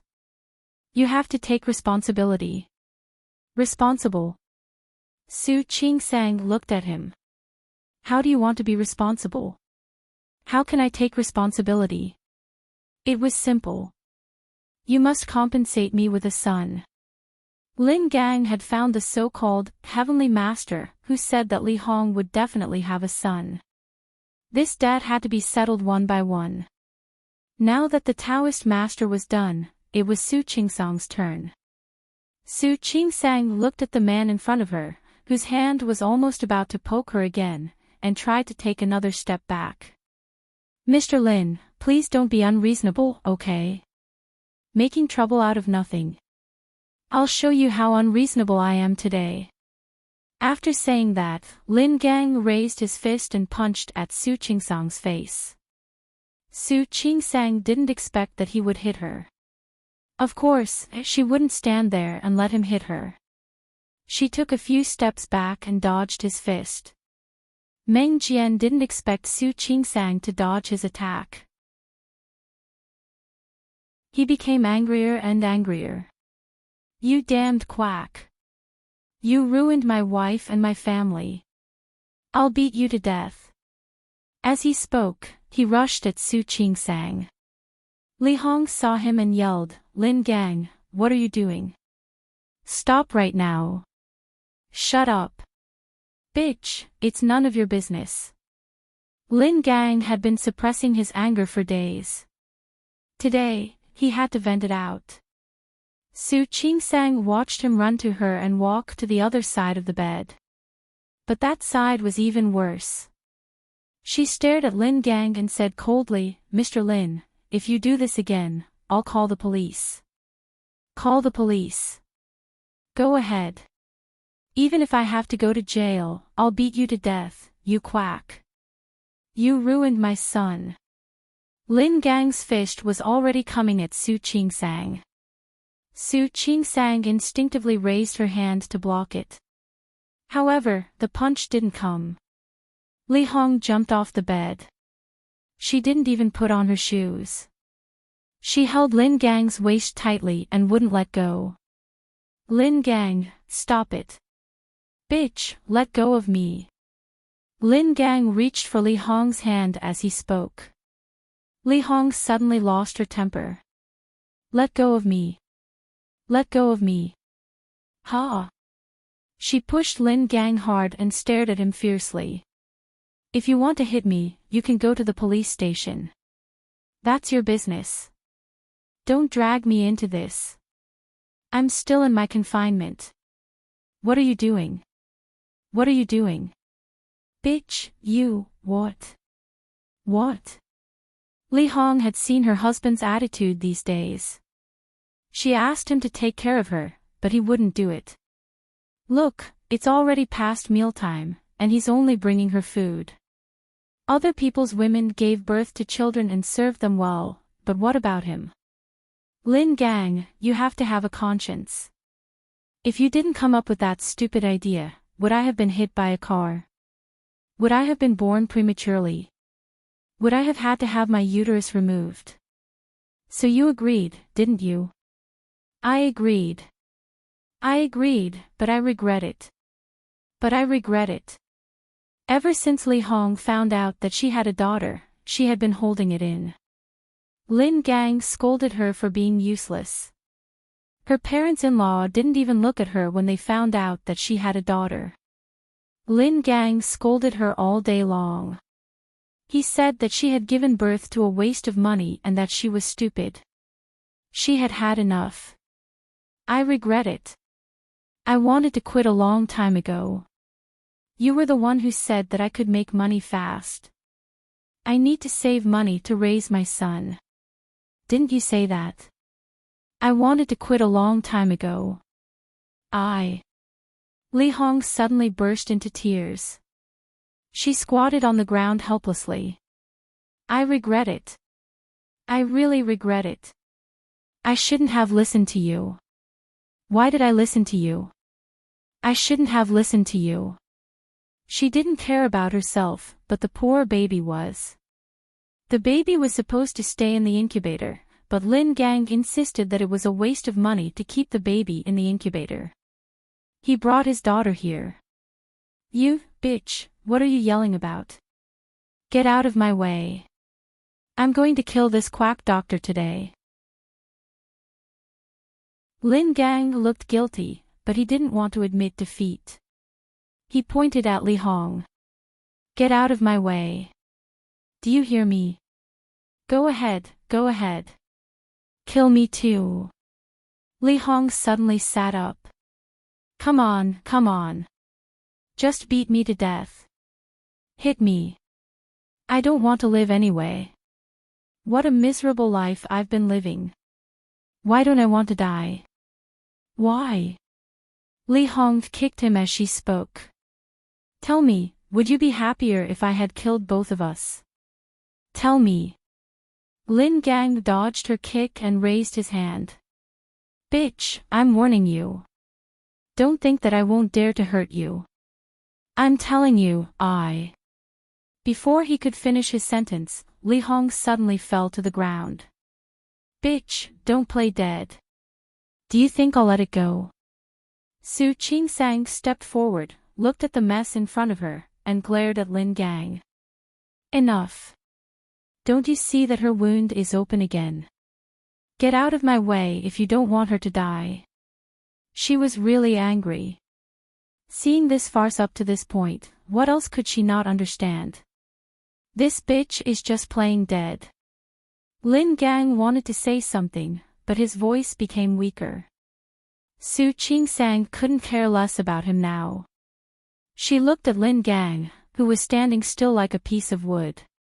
She called a nurse and a caretaker to help, then asked them to carry Li Hong to the clinic for a checkup. The wound was open again. But why did she faint?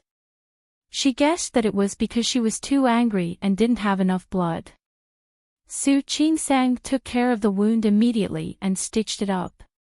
After a while, she was soaked in sweat. When she was finally done, she asked someone to take Li Hong back to the ward. Su Qingsang wiped the sweat on her forehead. She didn't expect things to turn out like this.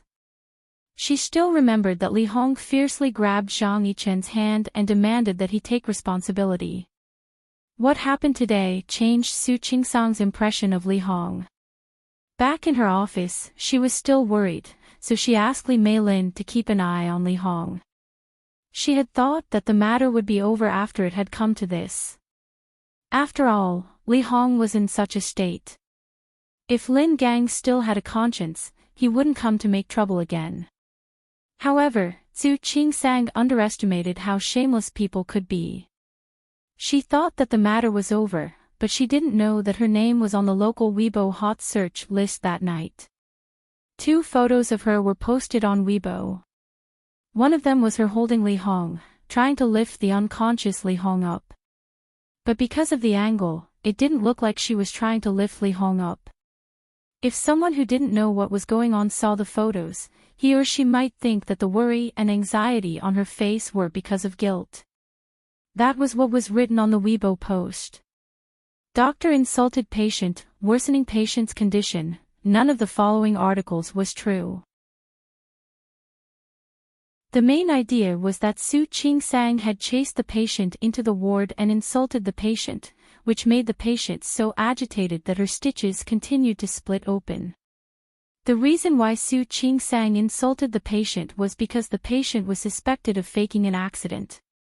Then, the article asked, can a doctor discriminate against a patient? Could a doctor insult a patient because of who she was? There was no video. Just because of a few photos, which seemed to be right but were not, Su Qingsang was cursed by the keyboard users. The doctor-patient relationship was tense. Then, a video like this was posted. Then, another Weibo post revealed some shocking news. What was the point of saying that Su Qingsang insulted the patient? She even removed the patient's uterus because of a personal grudge. The content was quite shocking. The main idea was that Su Qingsang knew the patient was faking an accident. Therefore, after the patient was hit by a car, Su Qingsang removed the patient's uterus on purpose, even though the patient's uterus was still intact. That was why the patient lost her right to be a mother. The 2 Weibo posts caused a huge uproar. Not only the keyboard users on Weibo, but also the haters were cursing.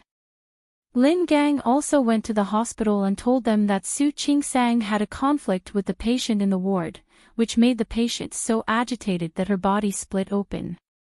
Su Qingsang had a minor operation scheduled in the afternoon. When she finished the operation and walked out of the operating room, the incident had already become a big deal. Because Su Qingsang was in the middle of the operation, the hospital didn't call her for a talk. When she finished the operation, the leaders of the hospital office already knew about it. At the same time, they called Sun Huiya, Su Qingsang, and a few other doctors who had participated in Li Hong's rescue last time to the office of the hospital office. Su Qingsang was the last one to arrive.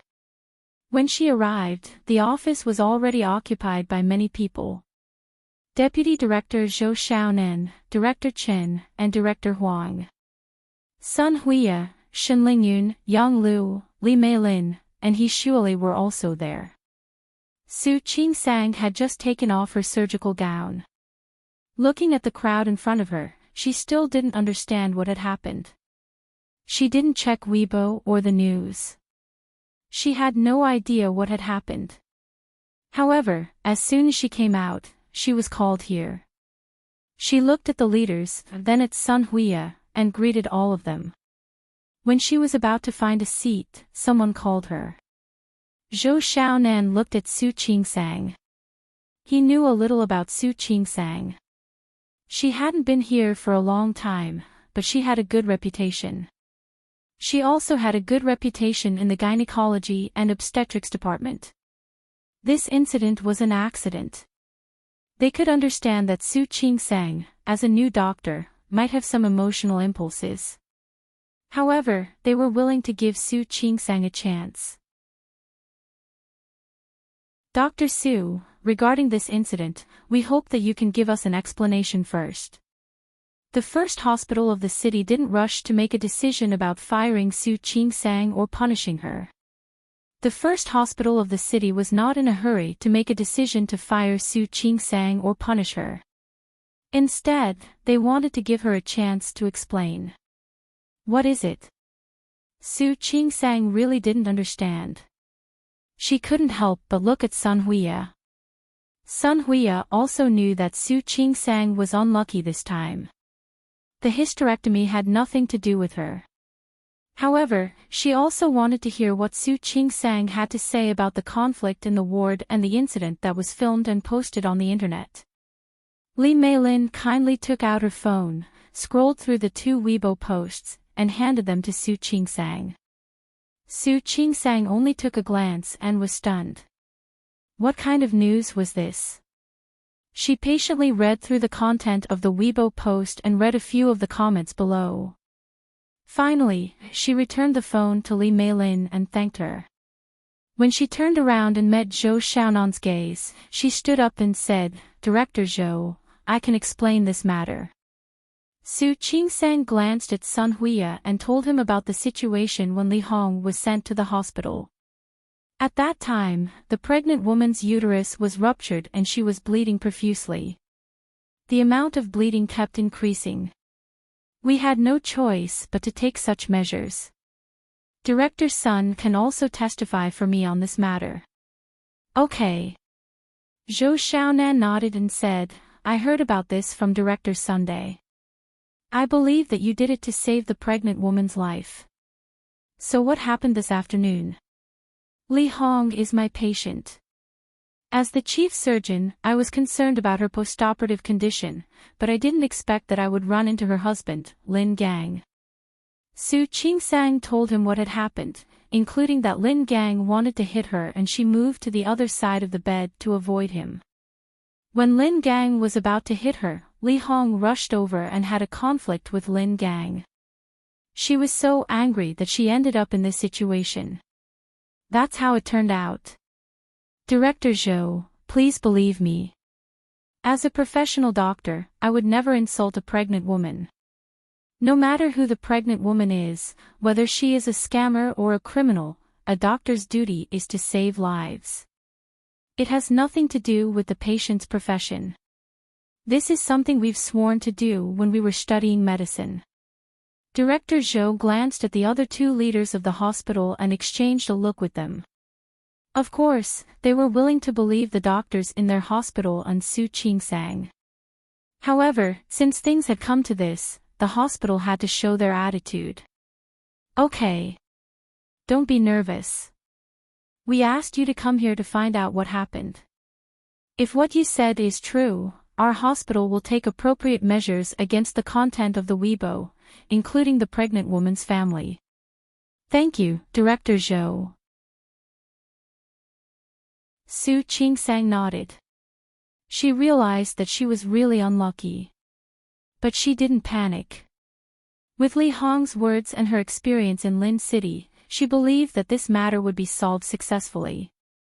Since the people in the hospital wanted to prove Su Qing-sang's innocence and the first hospital's innocence, they had to solve this matter as soon as possible. Nowadays, any news related to the doctor-patient relationship would attract a lot of attention. Especially since this matter had attracted some reporters to come and interview them. Fortunately, Director Zhou responded in time. He told the reporters that they would accept the interview after finding out the truth. That stopped the reporters from rushing to the hospital. Since that's what the pregnant woman said, let's go find her and ask her about it. Then we'll report it to the media and let them know the quality of our doctors. Su Qing-sang nodded. She also wanted to prove her innocence as soon as possible. Although she knew it would happen sooner or later, she still felt that she was unlucky to be the scapegoat all the time. They left the hospital. Zhou Xiaonan thought for a while and decided to go to the hospital himself. Sun Huya was also concerned about this matter. Zhou Xiaonan, Director Qin, Director Huang, and Su Qing-sang went to find Li Hong. It was past the working hours, but there were still many nurses and doctors on duty in the hospital. Seeing such a majestic group of people, they were all a little surprised. Especially Deputy Director Zhou. Although he was the deputy director, he was in charge of some of the hospital's daily affairs. Some people followed behind Zhou Xiaonan, wanting to know what was going on. Suddenly, there were more and more people. Doctors followed them, and so did some family members who came to see the patient after work. Zhou Xiaonan wanted to drive them away. But he thought that it was better to explain it in front of so many people. Su Qingsang walked in the front. She didn't feel anxious or uneasy. She had just stitched up Li Hong's wound. She should have woken up after an afternoon. She just needed to ask and explain, and it would be over. Su Qingsang thought about how Li Hong protected her behind her and thought that it wouldn't be hard to solve. She just needed to explain it. When they arrived at Li Hong's ward, Li Hong had just woken up. The wound that hadn't fully healed was stitched up again. Her face was paler than it was at noon, and she looked weak. As soon as Su Qingsang walked in, Lin Gang walked over. "You quack, what are you doing here?" "Sir, please calm down." Executive Zhou was the youngest and the oldest. He walked in the front and looked at Lin Gang, who was about to rush over and beat Li Hong. "We're here to ask you something." "What do you want to know?"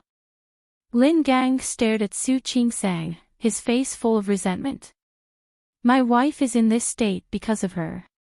What else do you want to know?" Zhou Xiaonan already knew how unreasonable Lin Gang could be.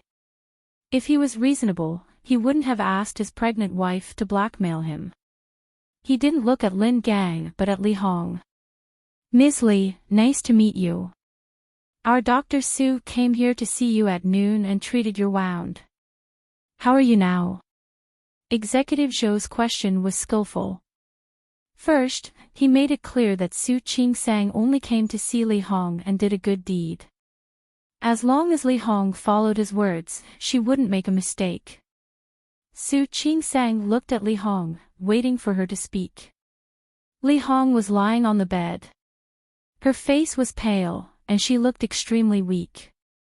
When she met Su Qingsang's gaze, she swallowed with some difficulty, and then tears flowed down her cheeks. "Dr. Su, why did you do this to me?" "I only blackmailed you. I had a car accident, and I've been punished. Why didn't you let me go? Why did you come to my ward and scold me?" Li Hong's sudden accusation stunned Su Qingsang. She stared at Li Hong blankly, unable to believe what she had just heard. "Li Hong, do you know what you're talking about?" "Dr. Su, I beg you. Please let me go." She was completely different from the Li Hong who had stood in front of her and said righteously at noon. The Li Hong in front of Su Qingsang seemed to be a completely different person. "Li Hong, don't slander me. You know it's not like that. Dr. Su, I was wrong. I was really wrong. I know I was wrong.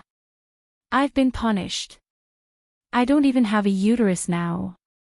I'm not a complete woman anymore. Why didn't you let me go?" Li Hong's face was pale. Lying on the bed, she was crying and blaming Su Qingsang. Even Sun Huiya, who believed in Su Qingsang's innocence, couldn't help but feel that Su Qingsang was in a miserable state. Not to mention the other colleagues who had come with her. Yes, a lot of people had gathered outside the ward. Except for the doctors, nurses, and the patient's family members who had come to see what had happened. Some pregnant women and their family members in the ward next door also came to see what was going on. Everyone was gathered there, staring at the inside. They all clearly heard what Li Hong had said. Her wound had just opened and was stitched up again. She didn't care about that. She asked Lin Gang to help her sit up and pointed at Su Qingsang. "Look, this doctor treated me like this just because I faked a car accident to get admitted to the hospital. Look at her. That's what doctors are like nowadays. Li Hong's voice was weak, but it didn't stop her from complaining. Some of the patient's family members took pictures of the scene. Su Qingsang didn't notice that there were so many people behind her. She just stared at Li Hong. Anne.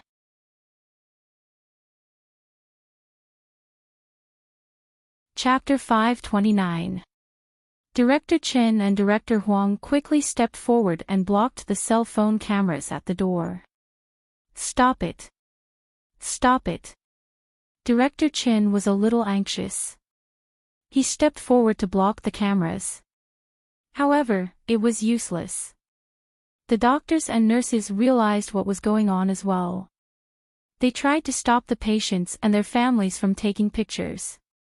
The more they tried to stop them, the more excited they were. More and more patients' families came to the door. Su Qingsang stood there, and it took her a minute to come back to her senses. She took a deep breath to calm herself down. She didn't want to get angry or talk easily. Her sharp eyes fell on Li Hong's crying face. Li Hong, please feel your conscience. Su Qingsang couldn't help but be angry. She didn't expect that Li Hong would be waiting for her.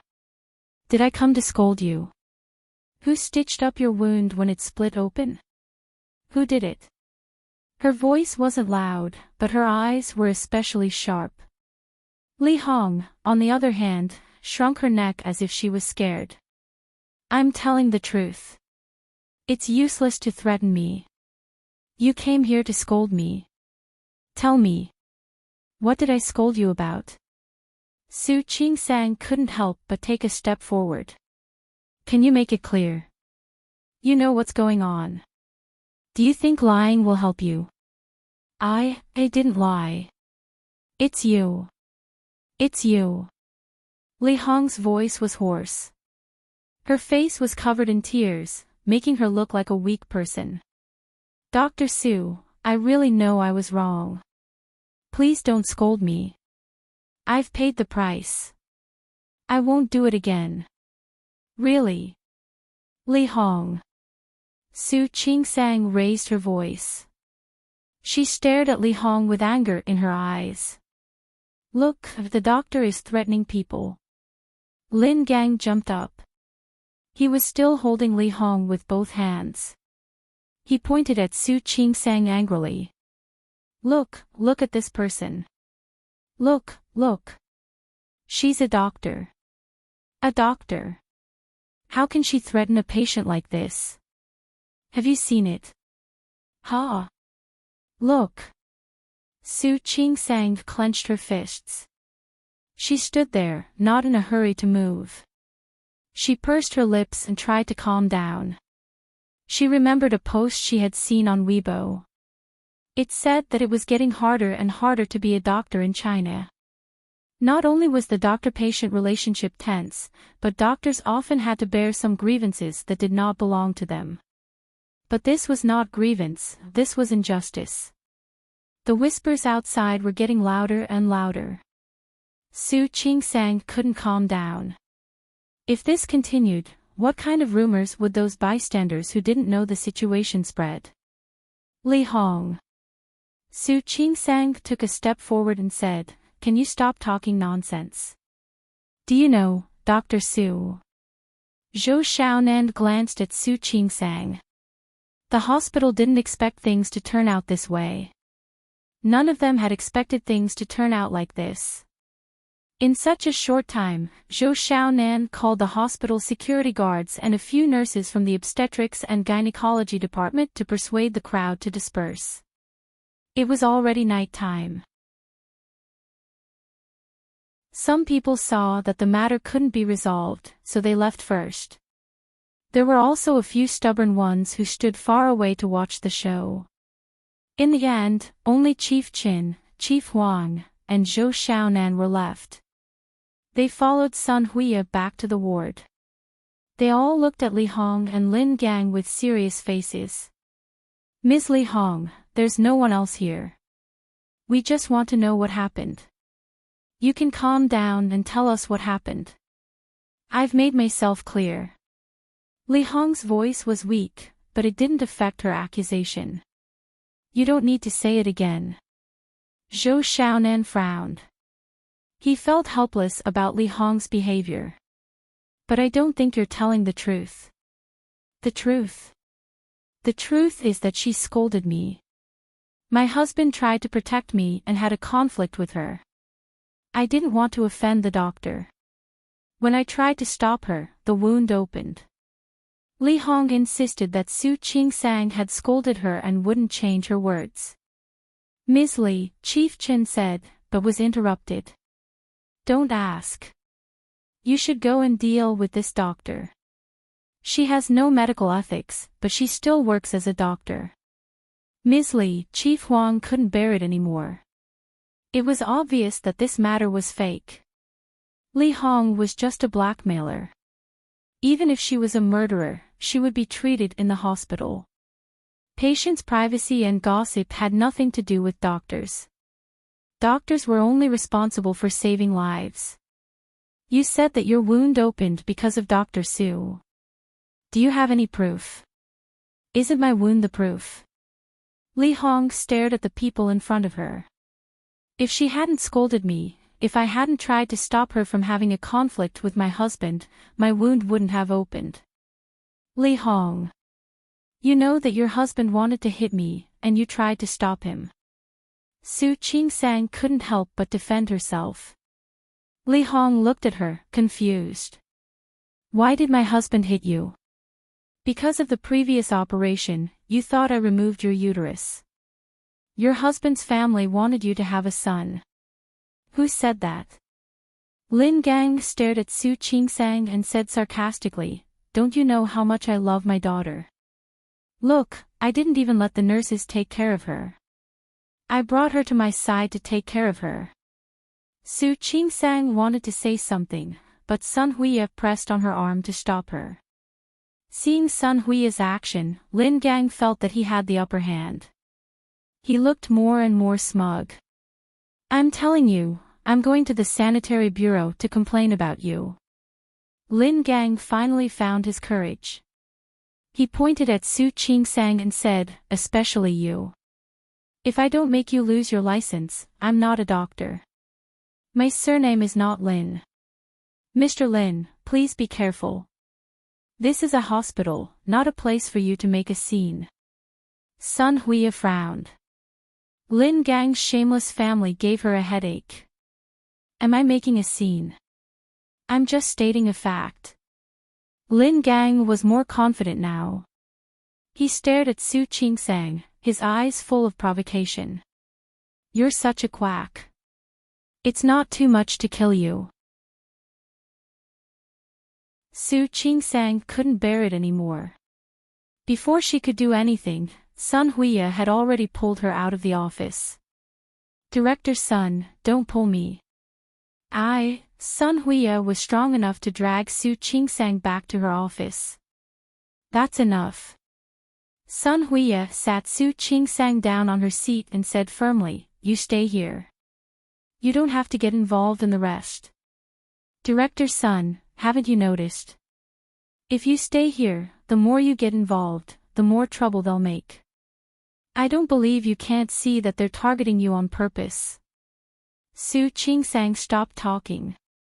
What happened today was her fault. She neglected how shameless people could be. She thought that Li Hong would stand up for her like she did at noon and take the hit for her. She thought that Li Hong was really grateful to her. What could be closer than a husband and wife? She didn't care why Li Hong chose to stand against Su Qingsang. What she was thinking about now was how to solve the problem perfectly. She had a feeling that this problem would be much more difficult to solve than the one in Lin City. Director Sunday. I'm not lying.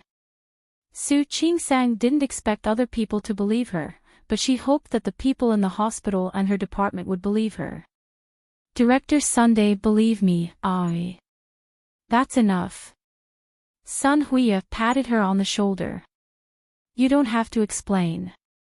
We all believe you.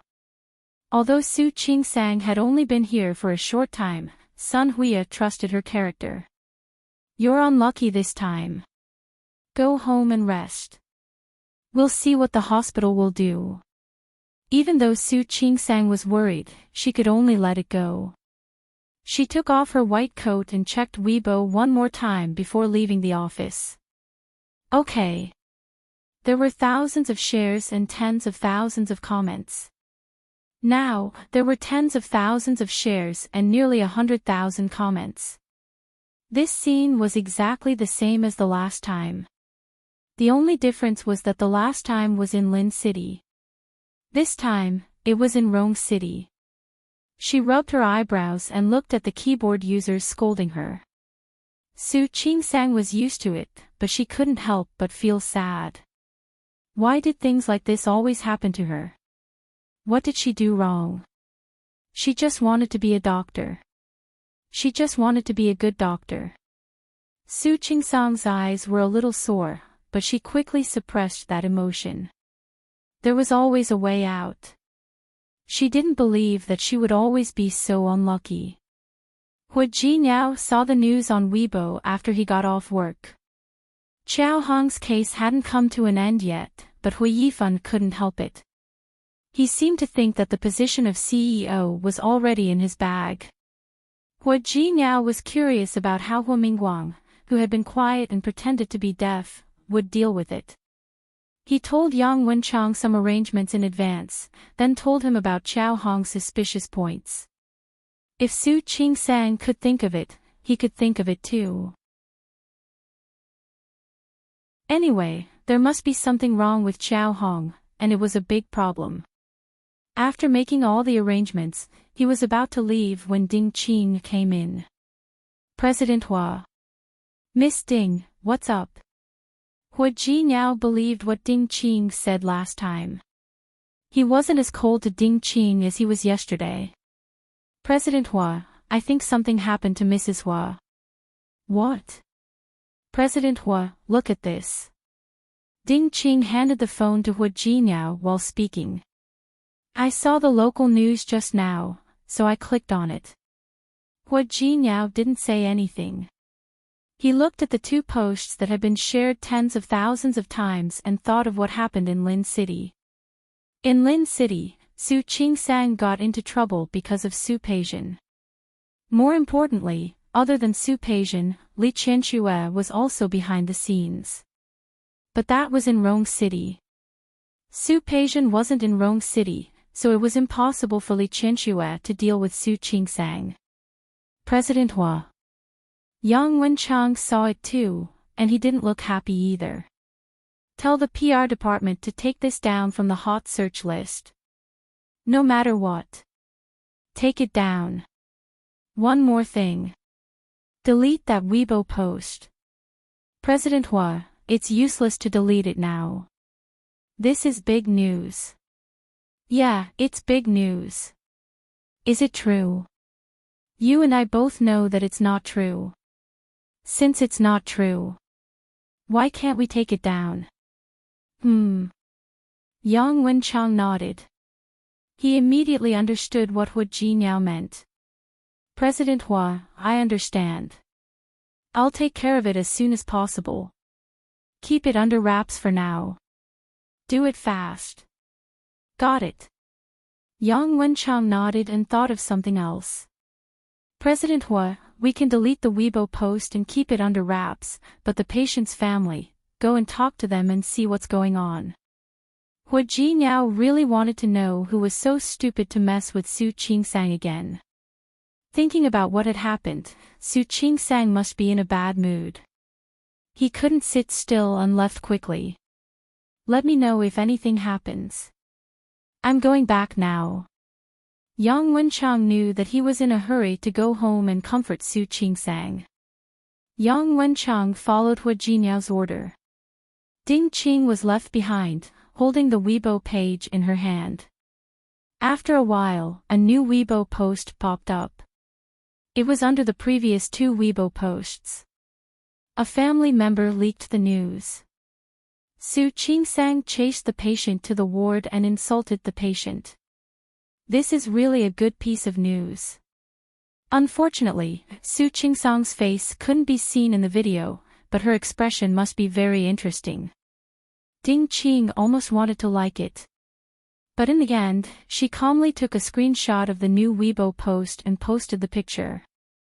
She added a sentence, Wu Jiniao is asking people to delete the Weibo post to suppress the public opinion.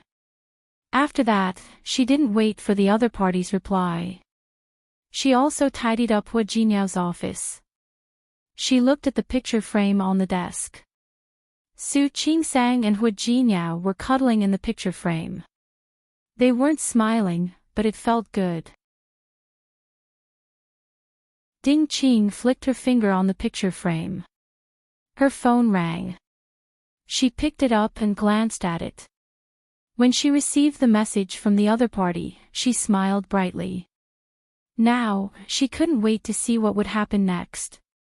Her eyes fell on the photo of Wu Jiniao and Su Qingsang. She smiled strangely and said, President Hu, I really want to know what you're going to do next. When Wu Jiniao got home, he found that Su Qingsang wasn't in the living room. He went to the room and looked around, but there was still no one there. He frowned and took out his phone to call Su Qingsang, but no one answered. Ms. Yu was almost done cooking. When she saw him coming home, she greeted him, Sir, you're back. Let me serve the dishes, and then we can eat.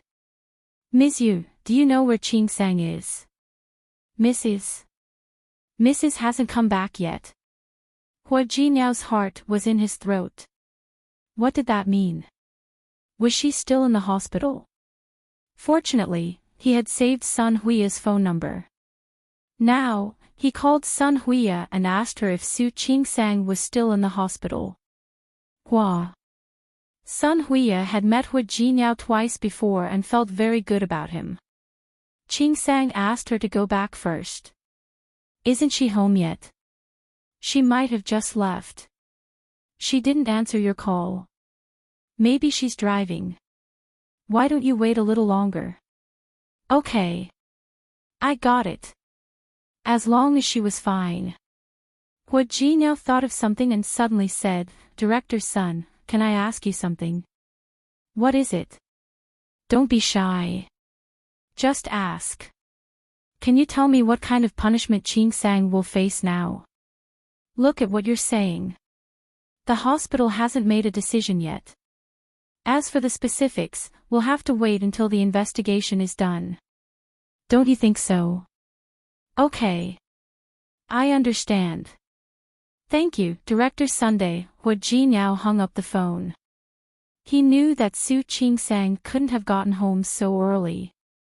Although he was worried, he could only wait. To his surprise, Su Qingsang still hadn't come back after an hour. 2 hours later, Su Qingsang still hadn't come back. It wasn't that Su Qingsang didn't want to go home.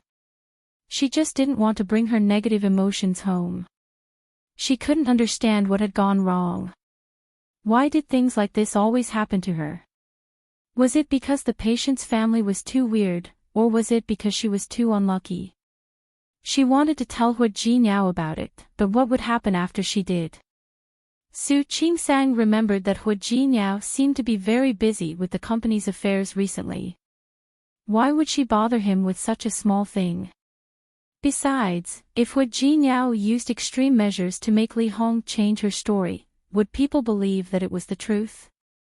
In such a short time, Li Hong had changed her words and turned the truth upside down. At that time, it was hard to guarantee that he wouldn't come out to accuse her again and say that she had changed her words because she was threatened. Without realizing it, Su Qingsang drove back to the small villa that Li Qianxue had bought for her. She didn't know how she got there. The villa was pitch black. Although there were people who came to clean it regularly, it was inevitable that there would be no people in a place where no one lived. She didn't enter the house. Instead, she laid the seat flat and lay there. She didn't know how long she had been lying there. When she was about to leave, she checked the time. She took out her phone and found that there were more than a dozen missed calls. Most of them were from Hu Jinyao. She stared at Hu Jinyao's photo on the screen and finally called him back. Honey, you're not home yet. Yes. Su Qingsang didn't want to lie, so she didn't want to lie to Hu Jinyao. Where are you? Did he get lost? Do you want me to pick you up? No need. I'll be back soon. Su Qingsang didn't realize that she had been lying in the car for nearly 2 hours. Come back quickly. Mrs. Yu's food is getting cold. Through the phone, Hu Jinyao didn't ask or say anything. Su Qingsang smiled. I'll be back soon. If you're hungry, you can eat first. It's okay. I'll wait for you. Okay. Su Qingsang hung up and looked at the other numbers. They were all from Sun Huiya.